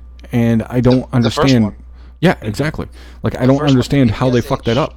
Yeah, the PPSH is like, brrr, it's fast, and the MG42 is loud and scary. Isn't MG42 like 1,200 rounds per minute or something crazy? Yeah, it's like 1,200 plus rounds per minute, depending obviously on the barrel and shit, but it has a crazy fast fucking rate of fire. Like, to give you guys an idea, to relate it to like modern weapons, like the saw that, we use and that you see me use all the fucking time in the squirrel missions and shit, a saw has a rate of fire of 850 rounds per minute. 850. So the fucking MG42 was 400 rounds more than that per minute. So it has a crazy high rate of fire. And they completely fucked it up. But, I was, whatever, is what it is. I used it. It was, fun. And then you go on to this part where your buddy gets stabbed and you have to drag him to the CCP. Now, you start looking, and the CCP is like fucking 20 meters from where the Germans are. Actually, there's one point where they run right up on the CCP, these Germans. It's like, I'm not sure you guys understand how a CCP works, but a casualty collection point is back behind friendly lines. Like, that's why you bring casualties there, is because they're safe there. So it didn't make any sense. But anyways, you have to drag your buddy a couple hundred meters to the CCP. Now, while you're dragging them, the only thing you're able to use is your Colt, your 1911. It's like, okay, great. Not sure why this guy necessarily has a Colt, but whatever. You start dragging him, and now when you're dragging this dude, this Colt is able to drop anyone with a single hit. And it's like, I just shot a dude with the MG42 with like 4 rounds, and he's still standing here shooting at me. But I can shoot this guy with the Colt 45 one time, and he dies. And then later on in the game, as you guys see me now, using the fucking Thompson, which is the same exact round. Exactly the same bullet goes into this weapon as what goes in the Colt 1911. And you can hit guys 3-4 times before they fucking die. And it's like, I understand that, you dragging your buddy was supposed to be part of this kind of, cool cutscene-esque type thing, but why the inconsistency? Why make it that I can kill someone by shooting them in the fucking nutsack with a 1911 and they die with a single round, and then later on in the game you give me a weapon that uses the exact same fucking ammo, or even, you can pull the 1911 again later on and use it, and it doesn't kill people with one hit, no matter the distance. Like, that's incredibly fucking annoying. Did you use the Mauser at all during your playthrough? I did not. At all? You'd imagine that probably a one hit, but I bet you it's not. Or actually, I did. I used it in like pretty much the following mission. There's a part where you got to be a sniper, and you pick up a Car 98, and it's got an optic on it and shit. It's a sniper rifle, and yeah, you hit guys, once in the body, nothing. You headshot them, yeah, they die instantly, but you hit them in the body, doesn't do anything. Sure. It was the same thing with the Springfield 1903. You know, you hit guys once in the body, it doesn't do anything. Hit them, well, it does something, but you have to hit them a couple times. Hit them in the head, it's an instant kill. Right. Which, sorry, both of those weapons are basically 7.62. I mean, would put a fucking hole inside of you, like put a hole in you, like the size of a grapefruit. Just the trauma, 30/6. yeah, just the trauma alone of being hit by that round will fucking kill you. So, like I said, they're both basically 7.62 or 30/6, like you said. So, like, no, fuck off. And then, so you go on to the second mission, and the second mission takes place 7 weeks after D-Day. Okay, so you make a 7-week jump in time. All right. Well, the mission is that you're going to ride along with this tank platoon to go do something. I think take out some AT guns or something. I don't even fucking remember. But there's like 8 tanks in this column that you're moving with. They're all Shermans, of course, you know. But as one of the guys in my chat very quickly pointed out, all but like one of the tanks were Firefly Shermans. The US didn't have Firefly Shermans. We had the normal, regular Shermans, especially a couple weeks after fucking D-Day. We sure as shit didn't have Firefly Shermans. But like 7 out of the 8 tanks were Firefly Shermans, which, for those of you guys that don't know what a Firefly is, the Firefly, when we did the whole Lend-Lease thing and the British got their hands on the Shermans, they very, very fucking quickly realized the gun was basically useless against heavy German tanks. So they took what was then called a 17-pound gun and fitted it to the Sherman, essentially turning it into a tank killer. That made the Sherman incredibly good because it was small, it was fast, quickly produced, and it had a fucking crazy powerful gun on it. We didn't have them, though. They were made by the British. So that, like, seeing that, I was like, oh, what the fuck is going on here? Like, yeah, this makes no goddamn sense. Like, so then I look at them more, and not only are these things Firefly variants, but they're also the fucking Rhino variants, which is the tanks that have the big spikes basically on the front to bust through the hedgerows, which is great. You know, we did have those. That's a real thing. We sure as fuck, like, almost all of them were Rhinos. Like 6 or 7 of them were Rhinos. In a tank column of 8 tanks 7 weeks after Normandy, we sure as shit did not have 95% of them fitted with spikes on the front to fucking bust through hedgerows. Like, the goddamn Army engineers are amazing motherfuckers and mechanics, badasses, but they're not able to work that goddamn quickly. Like, that just, it's wrong. So, you can continue on with the mission. Of course, you get to ride on top of the tank. So you climb on top of the tank. I was like, all right, this is pretty cool. And then I'm looking around on top of the tank, and the tank commander is sticking out of his hatch, which he would be. It's very well known. You know, World War II tank commanders often were outside of their hatch. Even when they were in combat, they would leave the hatch open so that they could hear what was going on outside of the tank. Like, okay, that makes perfect sense. What didn't make sense is how in this entire fucking column of tanks, not a single goddamn one of them did the tank commanders have their machine gun fitted to the tank. Any of you guys that have ever seen a actual Sherman that's used in combat, the tank commander right outside of his hatch in front of him has a Browning M1919 30 caliber heavy machine gun. Okay? That is there for the vehicle commander to engage infantry, because the coaxial machine gun up front on a Sherman isn't able to traverse, obviously, all the way around. That vehicle commander is able to fucking take out infantry with that thing. It's very important to the safety of that fucking tank to have that machine gun there. And then I look to the left. There's no M250 cal machine gun. The machine gun used by the loader of the tank. When they're not, you know, firing the main cannon, the loader can get outside of the tank, climb onto the back of it, and stand behind the main turret and use that 50 caliber machine gun. There wasn't one on any of these tanks. And these guys are rolling into combat. Like, we're going to hunt AT guns, and they don't have either of their fucking machine guns on the tank. Who made the decision and said, yeah, that's okay? Like, one, it makes no sense. Two, you're talking about the M4 Sherman, one of the most famous tanks ever built in the world.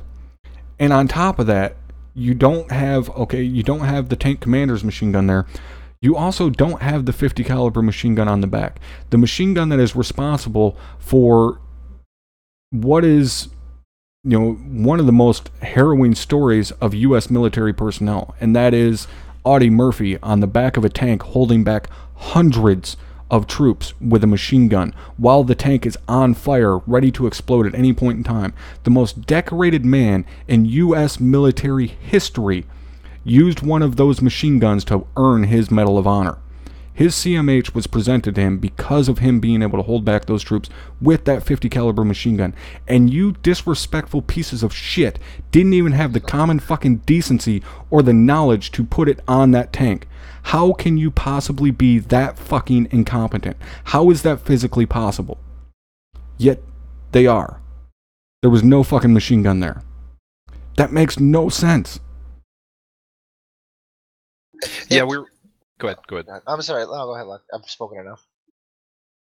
Oh, I was gonna say, like, we were chatting about it the other day, and they must have had some kind of, military advisor. So, either they didn't listen to him, or, they took his advice and decided to just go and do whatever the hell they wanted. That's the thing. Obviously, you have to have a military advisor for this, right?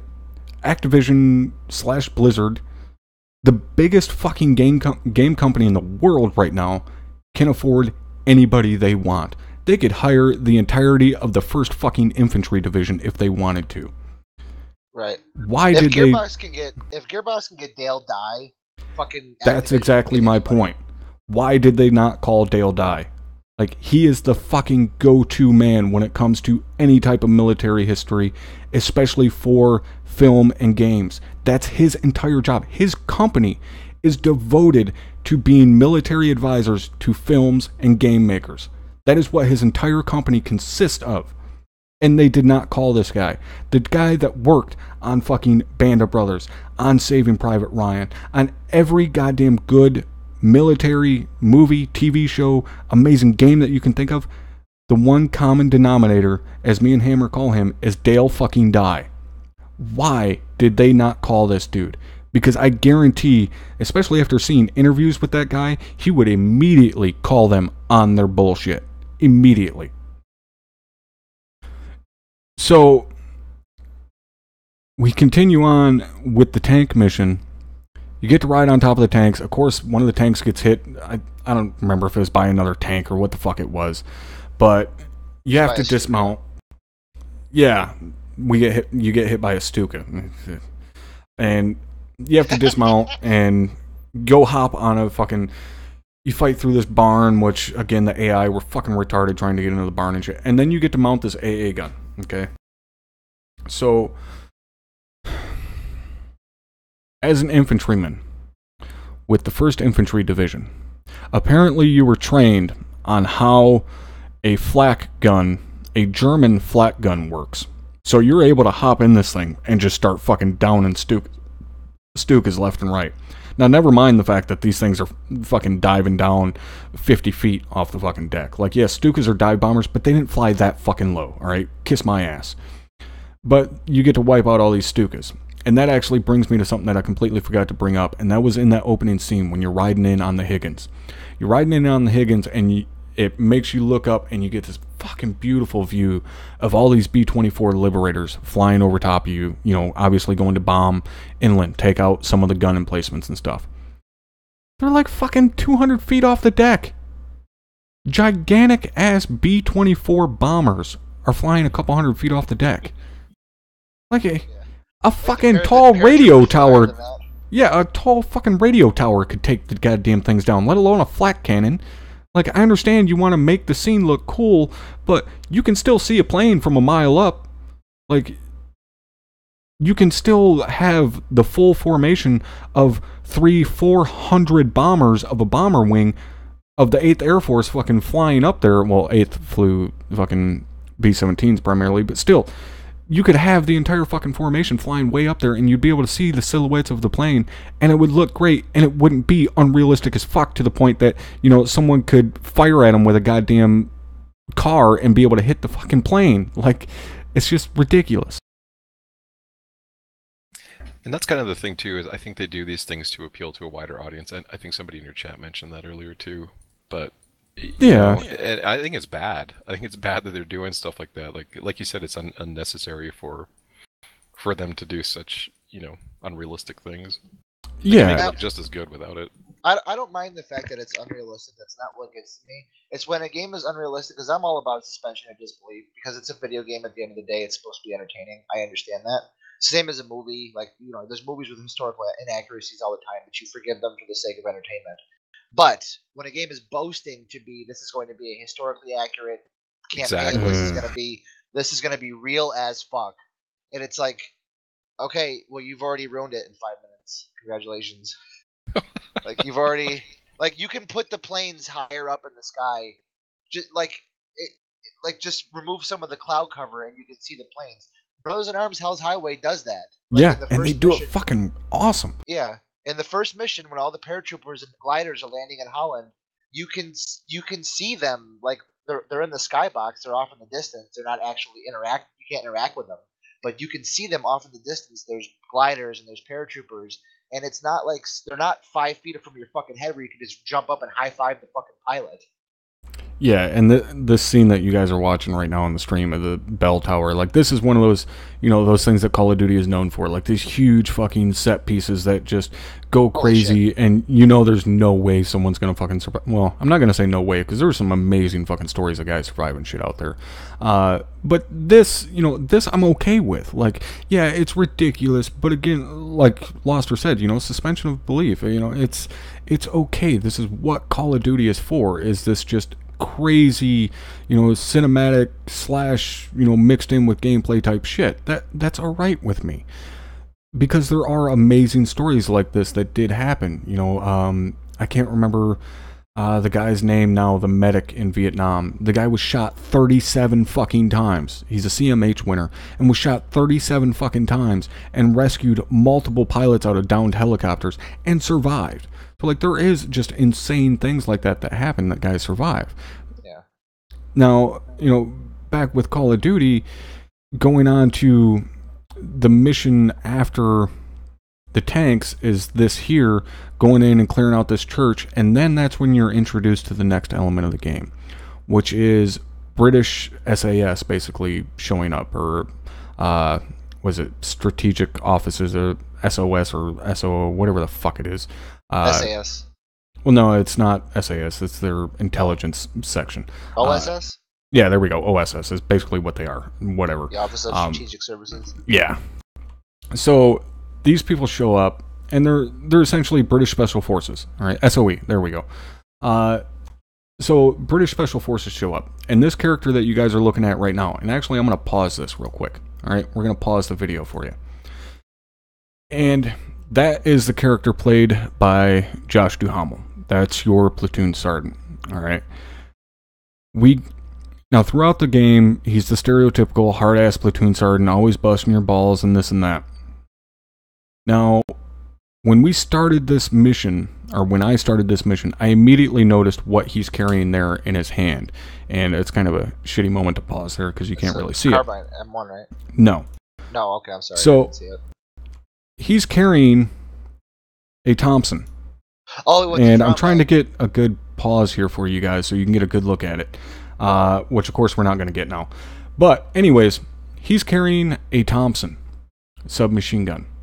However, he's carrying the fucking full-on gangster version. He's got the fucking pistol foregrip. He's got the 50-round drum magazine. Now, mind you, this is 7 weeks after Normandy. That is not U.S. military fucking issue. Like, that is not what they carried. They did not have the vertical foregrip. They did not have a 50-round drum magazine. And what pissed me off the most is, look at what I just picked up. That is the normal standard issue Thompson with the 30-round stick magazine and flat foregrip. They know what the correct weapon is. And yet they have this platoon sergeant, this hard-ass platoon sergeant, carrying non-reg weaponry in combat. I'm sorry, but fuck you. I do not believe that for a fucking second. That this hard-nosed fucking platoon sergeant is carrying a non-reg U.S. Army Thompson. Like, how in the fuck did he even get his hands on that Thompson? Let alone actually carrying it into combat as a senior NCO. Fuck off. Okay? Yeah, no. Good luck buying a firearm in World War II. They were all being sent overseas. Right. And, I mean, yes, there were guys that carried shit that wasn't reg. You know, there was guys that, you know, took Lugers and stuff like that as trophies. Guys that grabbed STG-44s and shit like that. But it's not a senior NCO, a fucking platoon sergeant running around with a Thompson that looks like it came out of Chicago in 1930. Like, no. That's what that is. And, Chicago Typer. Yeah, and like I said, they know what the correct weaponry is because in the exact same mission, they give you the proper Thompson. Yeah. And while some people may think, well, whatever, you know, it's a video game, it is what it is, that's a big detail to fuck up and be like, oh yeah, this, you know, guys carried stuff like this in World War II. Like, fuck off, no they didn't. Like, no, this is just so goddamn inaccurate and misinformed of people. It's incredibly impractical to have one of those Thompsons. Like, to load them, they were super noisy, the drum mags rattled around. They were incredibly impractical. And they were very, very fucking difficult when it come to, you know, conditions like mud and dirt and shit getting in those drum magazines. Like, those things weren't a goddamn belt of ammo like what you have on a saw. Like, there's springs and mechanisms working inside that drum magazine that make that thing capable of doing what it is. It does not work in combat when shit's getting beat up and muddy and dirty. No, it doesn't work. But this is, again, right here in this moment pretty much, is where you're introduced to the British SOE. And, you know, the platoon sergeant makes some hard-ass comment to you, and of course, the guys bitch about it a little bit. As the guy with the right Thompson is standing right next to him. Yeah, exactly, I know. And this British SOE guy pipes up and says something along the lines of, I fought alongside him in Kasserine, and we should only hope to be so brave, or something along those lines. Now, me and Loster were talking about this earlier, and you know, to most people, that's just kind of a throwaway line. Like, nobody would really give a fuck about it, whatever. So this guy fought with that dude in North Africa, and he's a badass. He's got a backstory that we don't know about and stuff like that. Why that pisses me off so much? The Big Red 1, the 1st Infantry Division, one of their most well-known battles is Kasserine Pass. If you guys have never seen anything on it, don't know anything about, you know, Kasserine and what the 1st ID went through there, I definitely recommend looking into it. Do a little bit of research on it. That battle that they had there was just epic, and it was not good in any way. And honestly, you know, looking at the screen right now, that guy looks identical to Dale fucking Dye. Like, I think they used him as a fucking character. Yeah, anyways, a caricature of him. Yeah, exactly. But yeah, you're right. The Battle of Kasserine Pass, again, one of the most famous battles that the Big Red 1 was involved in, and they got fucked up. I mean, it was not pretty in any way. And for them to throw in this line of this British SOE, you know, special forces guy was fighting alongside this guy in Kasserine, that pisses me off, dude. Like, that takes not necessarily credibility away from the Big Red 1, because we know what they did in real life, but you know, that's saying that, yeah, these British troops were doing so well with the Battle of Britain and everything going on in Europe, they decided to head on down to North Africa and help the army out with Rommel. Like, no, fuck off. They did not have help. Like, that was the whole point. They had armor support, but they still got fucking destroyed at Kasserine. Like, that's the whole thing about Kasserine, and why it is so epic of a tale is because of what they were able to do, being outnumbered, surrounded, and on their own. And then to say that these British Special Forces were down there helping them, like, no, fuck off. No, you weren't. Like, this information is not hard to find. It's public fucking knowledge. It's not a bunch of secret classified documents of what happened there. Like, it's known what happened at Kasserine. Don't try and bullshit us just to make a piece of dialogue. Again, that, like Locke said earlier, that's a total insult to your fucking intelligence. Of, you know, anybody that's done a modicum of fucking research on this stuff knows that is not how it went down. So, like, that line really fucking pissed me off. And again, people probably think it's stupid that it would piss me off. You know, it's trivial. But in the same sense, it's not trivial, because you're shitting on what actually happened and what those guys did on their own. Like, that's fucked up to me.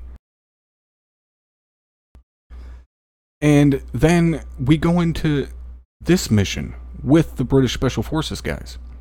And this is, you know, also something that me and Lawson were talking about earlier, where, you know, now your platoon consists of like 6-8 guys, with, you know, your platoon leader and your platoon sergeant being 2 of them.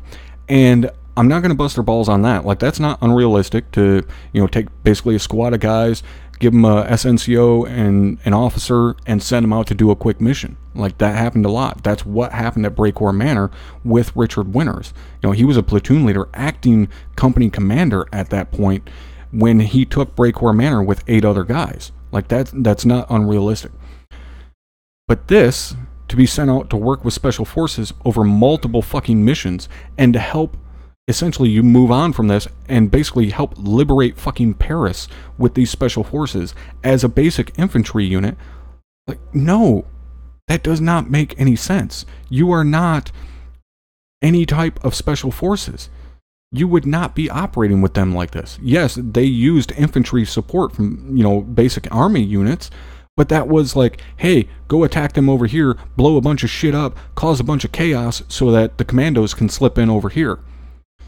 It wasn't, you know, hey, you're going to go in and work directly with us using a fucking suppressed goddamn grease gun. Like, Here, you're James what? Bond now.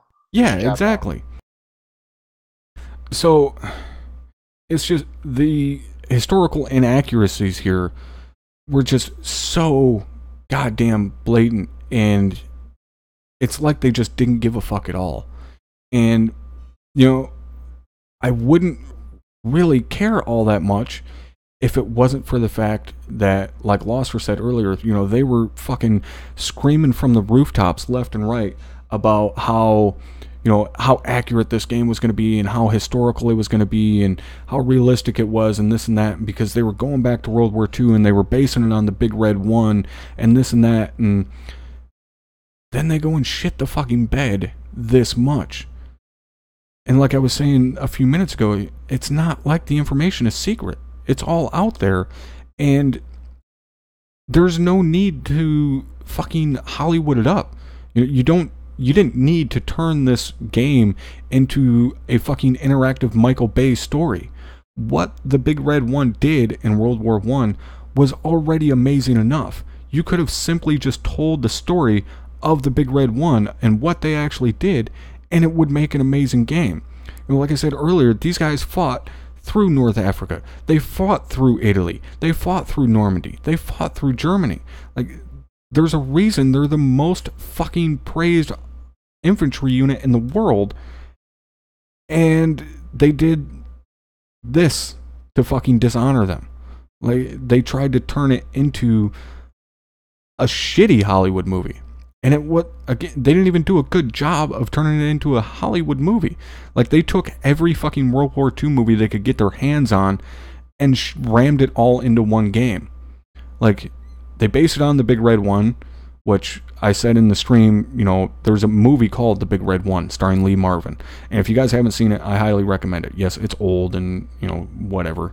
It is a Lee Marvin movie, but it's a fucking great movie. Like, it gives you a general idea of what the First ID did, fighting through Africa and Normandy and getting into Germany and liberating the concentration camps and stuff. It gives you an idea of what they actually did. But they take that and then they add in the beach landing scene from Saving Private Ryan right up to the point where, of course, you happen to be the guy that, is carrying the Bangalores, which, is a very well-known scene from Saving Private Ryan when he's yelling, bring up the Bangalores. And, so they bring that point in, even right up to, storming the front of the fucking bunkers and going through the trenches and stuff. And then they're like, oh, hey, did you see that fucking Fury movie with Brad Pitt? Let's do that with the tanks. So then they bring in a fucking section where you get to ride around with tanks. And then they give you a fucking sniper rifle to relive Saving Private Ryan and Jackson again. And then, they go into this part with the fucking... the secret squirrel shit, and they're like, well, yeah, they had some kind of secret shit in that Enigma movie, let's go ahead and do that. Like, they just, again, they took every single World War II movie they could find and said, yeah, let's put that in our game. And I don't understand who or how this got fucking approved. Like, I don't know who their military advisor was, but that guy has got to be pissed off because he had to have been overruled on a lot of shit. I can't think that a military advisor would look at the shit that happens in this game and say, yeah, that's accurate. Like, I can't in good conscience believe that would be possible. And, as I said in my stream when I was playing this, like, to claim that this is accurate in any way and historical and stuff, like, I would have loved to have been at like an E3 panel or something where one of the, devs were up there saying that and have a chance to get up on a fucking microphone and call them on the kind of bullshit that you see in this. Because there is no fucking response that is justifiable for what happens in this game. Like this fucking scene of chasing down a goddamn train with tank cannons on it in a fucking goddamn... whatever they call the little wagon cars, the German cars. I had an image of you getting escorted out of E3 by security. Yeah, very much so. Definitely. And, I've mentioned a couple times now, like, I understand the CO of, like, the first ID being all about this. Like, yeah, absolutely, tell the story of, what our guys did back in World War II. Like, that's just free fucking advertisement for his unit, basically. Like, now there's a whole new fucking generation of kids that are gonna know about the Big Red One, and, if they fucking join the army, they're gonna be like, yeah, I want to be in the Big Red One. But I couldn't imagine an actual veteran of the first ID of World War II looking at this and saying, this is what me and my guys did. Yes, this is accurate. Like, I could not imagine them saying that. And, like, this scene with the goddamn Tiger tank suddenly turning on and turning its turret towards you. Like, yeah, they had time to hop in this fucking 60-ton tank, fire it up, and start traversing the turret over towards you while you're driving 80 miles an hour alongside them in a fucking Jeep. Fuck off. But... did this game do well? I don't even know like the sale numbers. I'm not sure if it's supposedly yeah. It's the best-selling fucking Call of Duty since Modern Warfare. So apparently people love it. Wow. Yeah. I mean, just watching the stream, I haven't played this at all, but I mean, I don't see anything new. I don't see anything new at all. I mean, I see a lot of rehashed. I mean, yeah, for example, the first Call of Duty was basically a ripoff of Band of Brothers. I mean, you follow the 101st. Yeah. Call of Duty 2 at least had some originality to it with Point to Hawk, which is a very important, D-Day battle. Mm-hmm. But, this is like the 80th fucking game where you have to storm Omaha Beach. I mean, there's nothing new there. I mean, nothing new at all. It's just a ripoff. But like this, I mean, COD is is famous for these ridiculous car chases. And every single COD game, including the first one, you were in Jeeps and in these little cars killing Nazis and shit. I mean... I just see a lot of rehash. I don't see anything new whatsoever from what I've been watching. There wasn't. There was nothing new, at least not from what I played. And, like I was saying earlier, they do these big set pieces and stuff, and that's what Call of Duty's, known for. But they could have been more accurate with it. Like I said, they didn't need to Hollywood it up. Like, what the 1st Infantry did in World War II was already fucking amazing. Like, there's no need to go all crazy with it. And... again, for them to call it historically accurate and shit like that, like, I'm sorry, if I was in any way, shape, or form involved with the fucking development with this game, even if I was the dude that was responsible for picking the style of text on the fucking end credits, I would ask them to leave my fucking name out of it, because I would be embarrassed to be fucking involved with this game when the guys that, you know, developed it are saying that it's accurate and it's realistic. Like, I would be so fucking embarrassed to, you know, be involved in that, and for them to say, yeah, this is accurate. No. How? Well, you know, these big companies, they do a formula, and then they're like, well, this formula works, you know, we'll keep just changing some things using the same formula, you know, consecutive games. Ubisoft does it too, I think, with like Far Cry, you know, all that genre. Well, you know, every Ubisoft game is the same. Every single one of them. Yeah. But somebody brings up a point in chat there, I think, that a lot of people bought it for the multiplayer. I don't know what the multiplayer is like for Call of Duty. I'm assuming it's not much different or practically the same as the previous ones, but... Fundamentally, it's always been the same, but some functions and features have changed. And they have learned from their mistakes. Like if you go from Modern Warfare 2 to Modern Warfare 3. Well, yeah, sure, some things. I'd say that the multiplayer, sometimes it's hit or miss, but I'd say that it's gotten... I would say it's gotten better over time. Just like it gets really bad and they make it better. Like Modern Warfare 2 had the whole kill streak thing, where like you'd have like 60 kills in a game. Yeah. And like 3/4 of them you didn't actually do. They were like buffs that like bonuses that you called in, or you dropped a fucking nuke, and that was how you ended the game. It's you know, with this, like I said, you know, a lot of people got it for the multiplayer, and you know, that is what it is. Like I have no problem with that. I wouldn't even give a shit if the multiplayer was a completely separate fucking game and there was no single player. Like, fine, release fucking Call of Duty without a single player campaign. I won't play it. I don't give a shit. But if that's all you're interested in, then do that. But that wasn't their goal with this. Like, they came out from day one saying, we're coming in with a fucking single player experience that is realistic to World War II, and, you know, you're going to play one of the storied soldiers of the Big Red One and this and that, and they were really selling this single player campaign. And not only did it shit the fucking bed, I mean, it fucking burned the goddamn house down because nobody wanted to fucking deal with the smell of it anymore. Like, it's just ridiculous. Yeah, I totally agree with you. The campaign just doesn't look good. I'm watching this and I'm just like, nope. And this, you know, this is the scene that I was talking about where I just sat here watching this chick fire at these AI. And this other dude that's in front of me just cowering behind this fucking wall. And they just sit here. And they would have continued to sit there the entire time until I pushed forward. They will not fucking move. And it's just...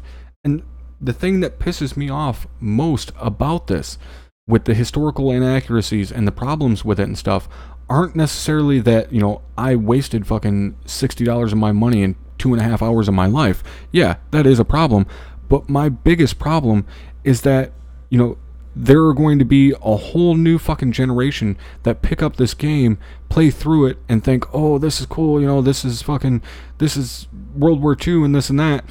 And they're the same type of fucking happy half-tards who end up 2 or 3 years down the line finding Arma, coming to my fucking stream chat, and are rattling off retarded shit via their paint chip ridden fucking brain because they grew up playing dumb shit like this.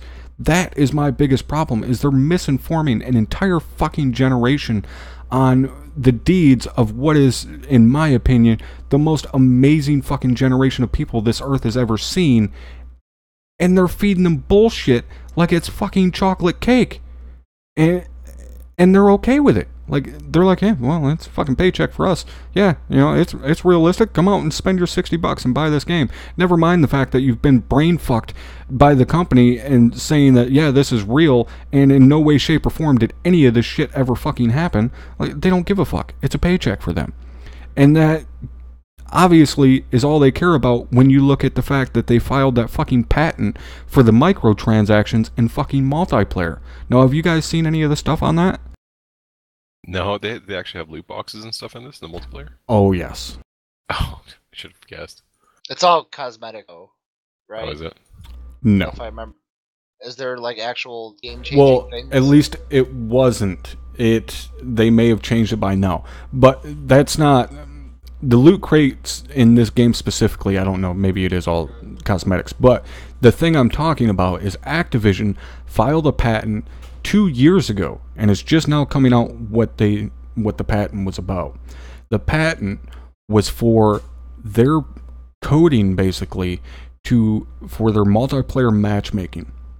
Now, what this would do is when you get put into a matchmaking, they would pair you with people that have bought loot crates and have gear that you can only get through loot crates. So they match you with those people with superior gear and shit to show you what you could have and get your fucking ass reamed by those people so that now you're tempted to go buy loot crates so you can compete with these people that have already bought them.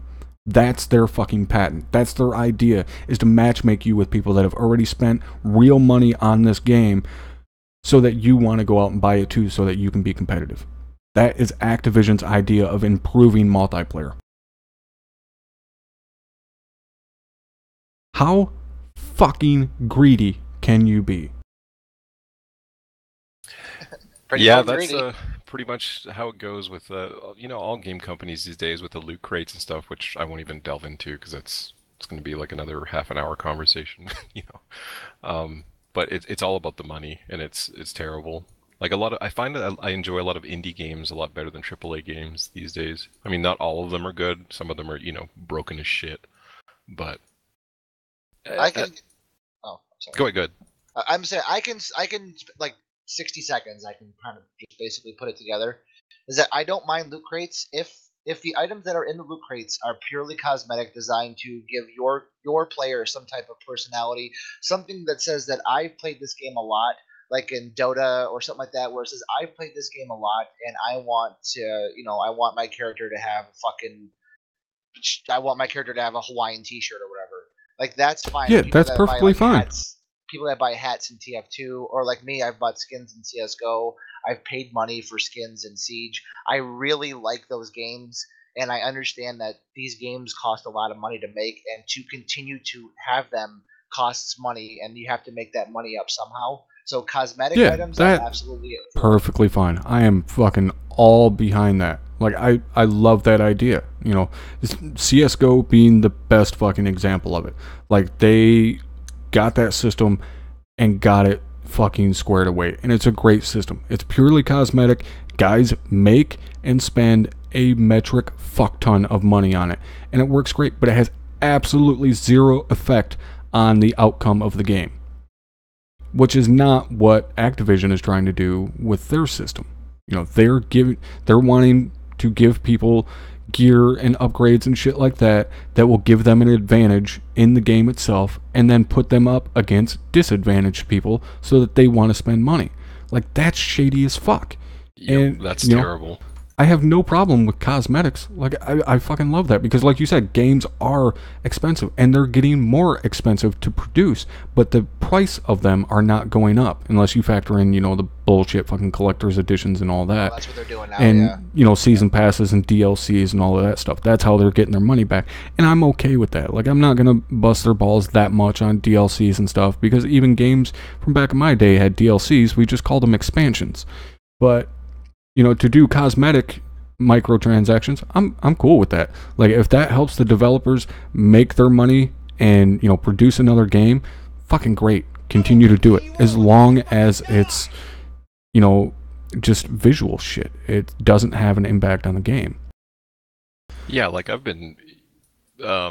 wanted to buy, cosmetic items for my character in certain games, and I think that's totally fine. But like the new Star Wars Battlefront 2, how they're trying to backtrack with that shit, the pay to win type stuff. It's no good. It's bad. There's an obvious angle there what they're trying to do, and I don't think it's. Does WoW have that? You can just flat out buy shit. I think the only thing you can buy in WoW is game time, which I'm perfectly fine with that. And mounts, like you can buy mounts. Yeah, you can buy some mounts and shit too, which but they don't I've always been fine with that. An edge in PvP. No, that, right? No, you can't buy gear. You can if you buy like the token, then you sell the token on the auction house and you get gold. Then you can buy. Well, yeah, then you can buy gear with the gold. But the best earned or the best gear in the game isn't just bought with gold. Like, you have to earn it with other points that you can only get by playing. So it's not really the same. You can't buy PvP gear either. So yeah. Okay. Now, one that I want to talk about before I get on to the last one here, and guys, I know this one's going pretty long tonight, but the one game developer that I want to talk about real quick that is absolutely amazing. I mean, it's everybody's fucking sweetheart, and you guys mentioned it earlier in chat, and that is CD Projekt Red. That is like the gaming world's fucking sweetheart when it comes to game developers. Everybody loves CD Projekt Red. Obviously, they made, The Witcher, arguably one of the most amazing games ever made. I love The Witcher 3. I've played through it probably 4 or 5 fucking times. They've got that new game coming out, the Cyberpunk 2077 or whatever, that just looks like it's gonna fucking blow everybody out of the water. But that's not the reason I bring up CD Projekt Red. The reason I bring up CD Projekt Red, obviously they make amazing games. We all know that. But their mentality when it comes to not only making games, but also with the public and the consumers of their games is hands down the best I have ever seen. Not only are they incredibly quick on, taking care of issues, bugs, shit like that, they also put out one of the best expansions I've ever seen for a game, which was the Blood and Wine. But the thing that I loved was a couple of months ago, if any of you guys caught the story, that some of CD Projekt Red's files were stolen. Like they got hacked or something like that. Somebody was able to get away with a bunch of information on their new IP, that Cyberpunk 2077. And they threatened CD Projekt Red and said, we're now holding this information for ransom, basically. You pay us X number of dollars or we're going to release it to the public. And CD Projekt Red's response was, okay, go ahead. It has no bearing on what the final game is going to be. Go ahead and release it. We're not paying you dick. In fact, we're going to go ahead and tell everybody exactly what you stole. So nobody's going to give a shit about it. Good luck getting money. I fucking love that. Like, those guys were absolute fucking badasses in that moment where they're like, yeah, you want to hack our shit and steal our information? That's fine. We're going to tell everybody what it is anyways. Good luck getting money out of us. We're here for our fucking fans. We don't give a fuck about you pieces of shit. Like, that was badass. Yeah, it's nice to see companies like actually not giving a shit about stuff like that. They're backed by their government too. They're out of Iceland or something, aren't they? Yeah, something along those lines. Did you hear what Valve did when they stole Half-Life 2? I did not. So the similar story, someone hacked Valve's servers, and when Half-Life 2 was pretty much kind of close to near completion of the original Half-Life 2, which was supposed to come out in like 02, I think, or 03. It's the version that didn't actually end up coming out, but someone hacked in, stole it, and then released it. And I might be mixing these stories up, but if I remember correctly, they contacted Valve and said, "Hey, you guys should hire me because I just pointed out a huge flaw in your system." And I believe the response was, "Yeah, okay, sure, we'll hire you. Why don't you meet us here?" And then they had fucking cops meet the guy there and had him arrested. Oh, nice. That might be two different stories that I'm combining into one, but somebody definitely did hack Valve servers and release Half-Life 2 early. And in the long run, it actually benefited Valve and benefited us as players because Valve has realized that, hey, this version's kind of shitty. We should probably make a better one. And they made a better one. And then we got the Half-Life 2 that we know today. Yeah. And that's, as I pointed out there in chat, CD Projekt Red is Polish. Yeah. It was one of those countries. We're dumb Americans. Don't expect much. Well, besides Canadian, Locke, he's Canadian, right? Yeah, he's slightly less dumb North American. Sorry. But the other thing that I loved about CD Projekt Red is a month or two ago, they put out that video on YouTube for the 10-year anniversary of The Witcher. Did any of you guys catch that video on YouTube? I guess that's a no one. Wait, what was it again? It was the anniversary where they were saying, like, thanks for everything. Yeah, exactly. Yep. Yeah, that was amazing. Yeah, it's just him. It's just Geralt, like, walking around inside the house that you get in Blood and Wine. And there was nothing to be gained from that video, aside from people falling in love with fucking CD Projekt Red more. But they did it just as a thank you to all of their fans and how much support everybody has shown them on the Witcher series. Like, they put out this video that, I mean, granted, maybe it took them a couple hours to make, but it could have taken them a fucking month to make that video. It's just a quick little 10-minute video that they put on YouTube. Actually, I don't even think it's 10 minutes that they put up there just to tell people thank you for, you know, playing our game and thank you for showing us support. And like, it was a fucking awesome video to see. Like, you actually, or at least me, being someone that has spent hours upon hours upon hours with those characters, like, to see them all on screen and, you know, Geralt raises his glass to you and says, you know, this one's to you and shit, like, it makes you feel a little fucking emotional that, like, you know, these guys actually give a fuck enough to take time out of what is undoubtedly a very busy fucking schedule working on this new game to code this video and animate it or whatever and make this video and put it out there just to say thank you to people. That's some stand-up type shit. And, you know, when you look at a game developer the size of CD Projekt Red, which is fucking minuscule compared to the size of other game developers, for them to take time out of their day and do something like that just to say thank you to their fans. And then on the flip side, you have someone like Activision, you know, filing a patent 2 years ago for a matchmaking system to basically line their fucking pockets that much more.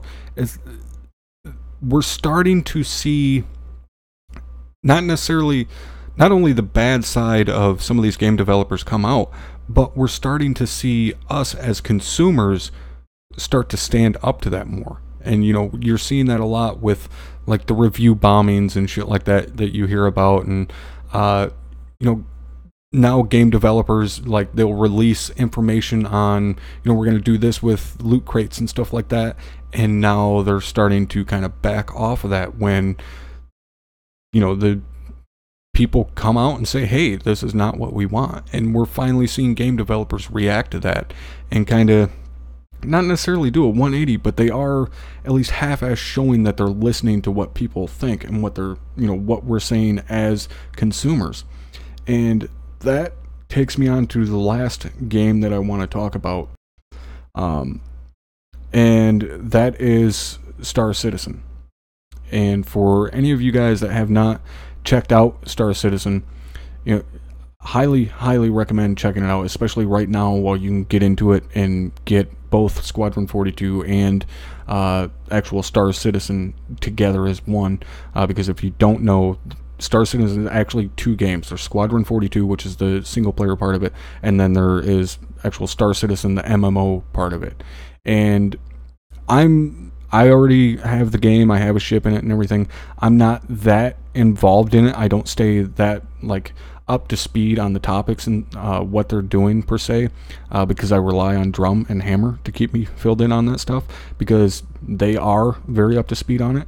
And Hammer, what, you know, obviously we have 3.0 that we're looking forward to with Star Citizen.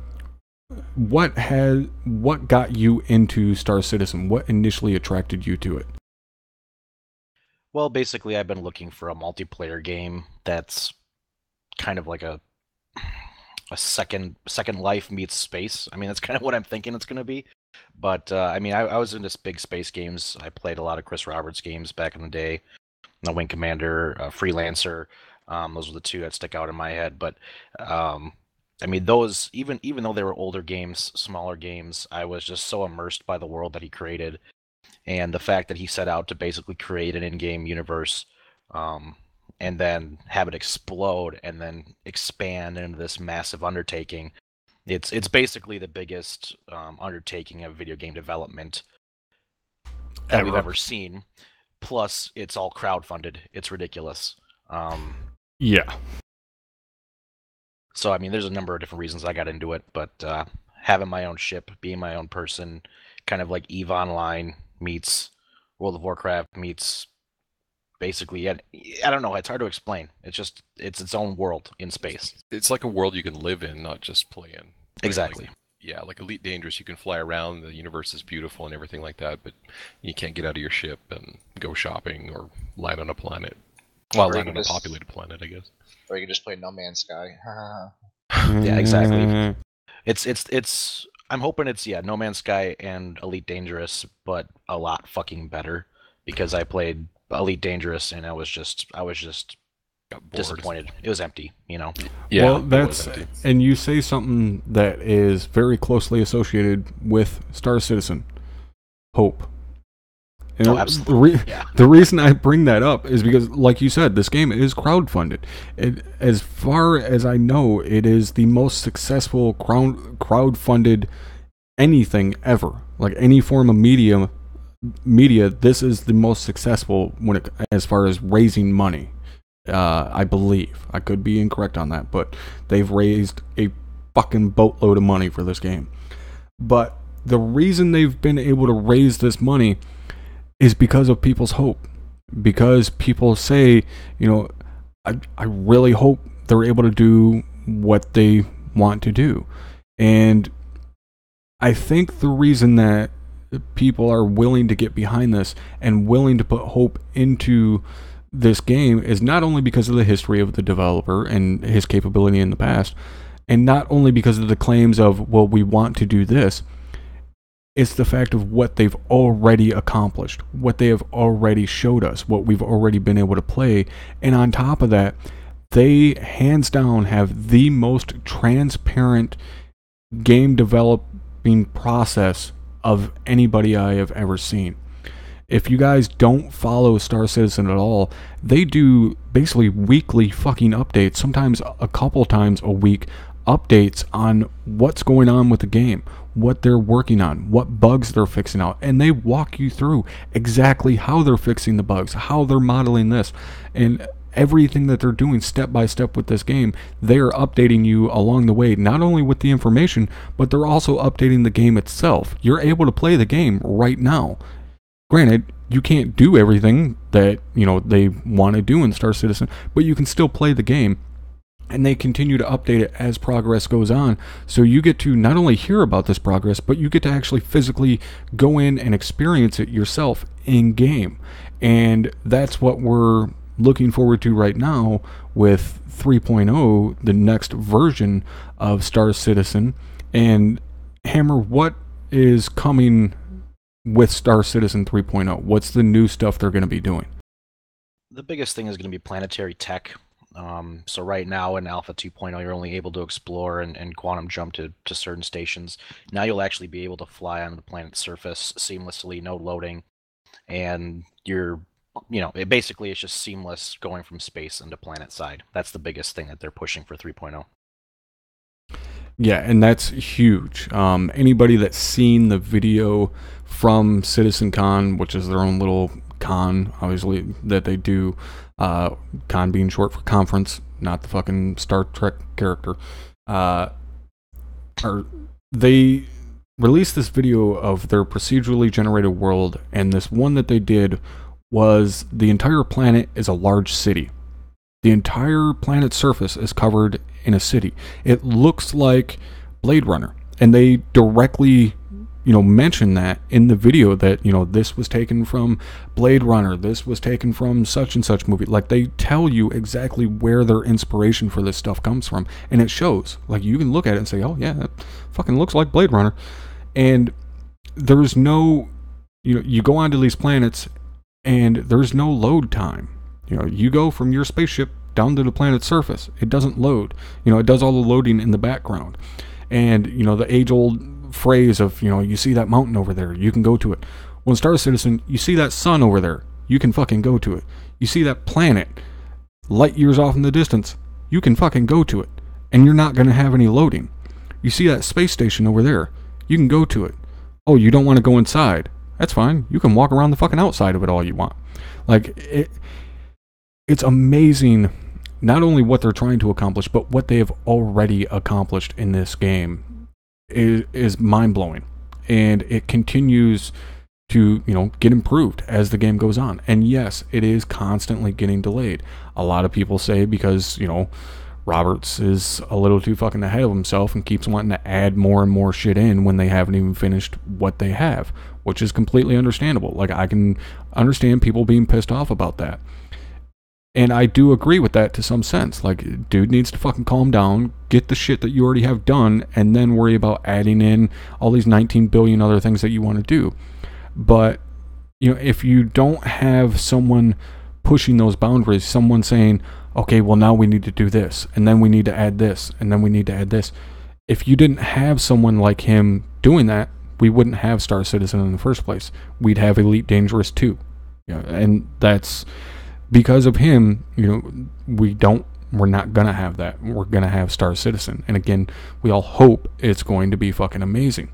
And, generally, I don't really necessarily like advertise games or like, hey, go out and buy this, or, this is really good. Definitely go spend your money on it.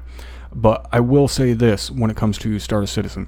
If they're able to deliver on even a majority of the stuff that they want to do, especially if they're able to deliver on the idea of doing a mission editor much like Zeus in Arma, which they've directly said they want to have a mission editor like Zeus, like specifically stating Zeus from Arma 3. If they are able to do that and pull off the majority of shit that they want to do with this game, it is going to be one of the most amazing games that we will probably ever see. That being said, if you have any interest at all in Star Citizen right now, granted, there's not a ton that you can do in the game right now, and when 3.0 drops, there's going to be more shit that you can do. But if you have any interest, I highly recommend getting into it. Get yourself a ship and make sure you get both Squadron 42 and Star Citizen, because like I said, you can get them both right now. I know Drum has like a promotional code that's in the description of all of his videos. Use mine. Okay, or use Hammers, whatever. I don't fucking care. Well, Drum has it in descriptions of videos. Like, you don't have it anywhere publicly available, so you kind of fucked yourself there. Oh, give me a couple seconds, I'll get it. But yeah, use one of those promotional codes, get hooked up, grab yourself a fucking copy of the game. I paid $60 and got a ship, the single player and the MMO version of the game, and it's definitely fucking worth it in my opinion. So if you have even the slightest interest in a large scale space-based game like that, a whole universe to fucking play around in, go check it out. Pick up the game. And hopefully, and there you go. There's your code. Yep. Now the battle has begun. So definitely check out Star Citizen. Pick it up. When we do finally get to that glory day of the game becoming reality, if you will, you guys will definitely see a lot of it on the channel.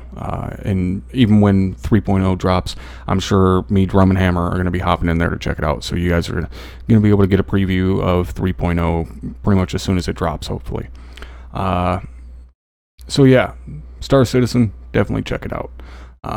And that is the last of the games I want to cover tonight. I really want, like I said earlier, I do want to check out Assassin's Creed for you guys, give you kind of my thoughts on it. It'll be a little while before I'm able to pick that up, so just bear with me on that, guys. And hopefully the funds will come up and I'll be able to grab that. But that's it for the games I have played lately. I did want to kind of go over some more of the games that we've all been just kind of screwing around with, but it's already ran pretty late tonight, and I don't want to fucking hold you guys up for too long. Plus, you're probably tired of my fucking voice by now. I'm sure these three are. I'm having fun. This is great. Fuck off. Nobody cares, Luster. Oh, you're right. So, that being said, Hammer, any last-minute thoughts on the games or anything that we've covered tonight?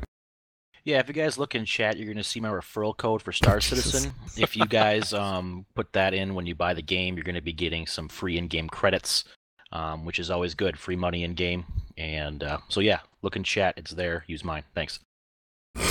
There you go. And yeah, as Drum said, and Jesus. I have something to say.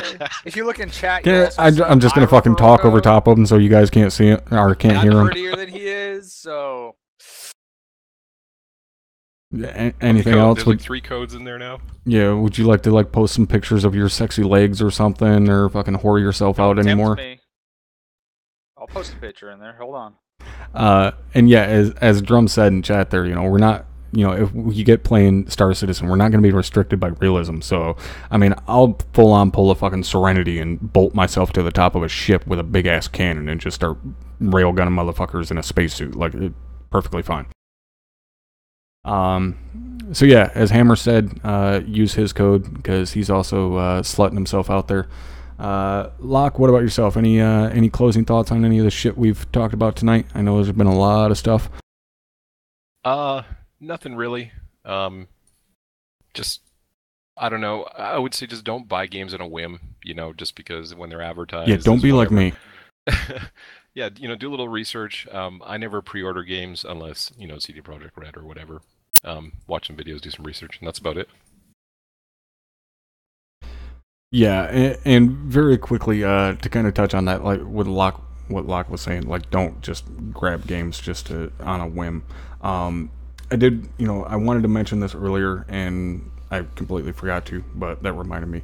One of the obviously great things about this job is that I get to hang out with all of you guys and play fucking video games. And, some guys may think, well, that's the greatest job ever. You get to fucking play video games for a living. Yeah, it is great, but there are times where it's like, yeah, I don't feel like playing video games for 6 hours today, and I don't feel like being social. But really, this time of year is great. We have a lot of games coming out, through fall and winter. It's a great time to be a streamer and stuff because you have new content that you're able to stream. But also at the same time, there's games that come out that maybe we necessarily don't really want. But we still need to play them, or at least I do. I want to give you guys my opinions on it because I'm sure you guys are going to end up asking. And I want to be able to give you an informed fucking opinion on it. So, there's games that are going to end up coming out that I'm going to buy just to play, on stream. So it's not always fucking like, yeah, this is the greatest job ever. Like, there's still stupid shit you got to deal with and buying games that maybe necessarily you're not as interested in, or, playing through games that you don't want to finish playing through because they fucking suck. Which I'm not going to do all the time because, I still... Like, if I hate something, I'm not going to fucking play it. But yeah, this time of year is kind of rough because it's like, fuck, I got to find the time to play this game and play this game and play that game, and I got to buy that game to play this game and this and that. So just bear with me through the winter time here while we deal with all these new game releases, and some of them being great and some of them being fucking Call of Duty. Loster, what about yourself? Any last minute thoughts on the shit we've talked about? No, this has been a great podcast. Honestly, I could talk about video games, and I could do this for another 2 hours easily. But yeah, it's because you don't fucking talk as much as I do. I would if you didn't talk. If you. It's my podcast. Fuck off. I'm not gonna shut up. Well, then you just don't contradict yourself. God, shut the fuck up, Loster. I'm sorry. You're right. I'm sorry, boss. Please have me back again.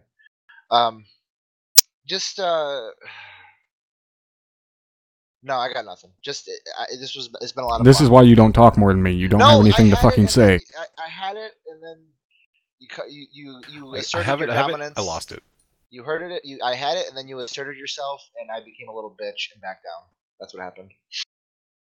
And that's why you don't talk more. All right, guys. So that is going to be it for the podcast tonight. Hopefully you guys enjoyed. I definitely enjoyed it. I had a good time. We could sit here and just keep going and going and going. But yeah, we do got to cut it off at some point. We still got other shit to do tonight. We do got the squirrel mission coming up here in a little bit. But I definitely want to thank you guys for hanging out. And don't forget that if you want to get involved in the podcast, to make sure to check out the Patreon link down below if you want to get involved in the podcast. Once this is done and over with, it will get pulled off of YouTube and everything. Only my Patreon supporters will have access to it until next week. But again, if you want to get involved as far as sending topics that you want to hear us talk about, or even being a guest on the podcast, go check out the Patreon link down below. And yeah, hopefully you guys enjoyed, and I will see you all later.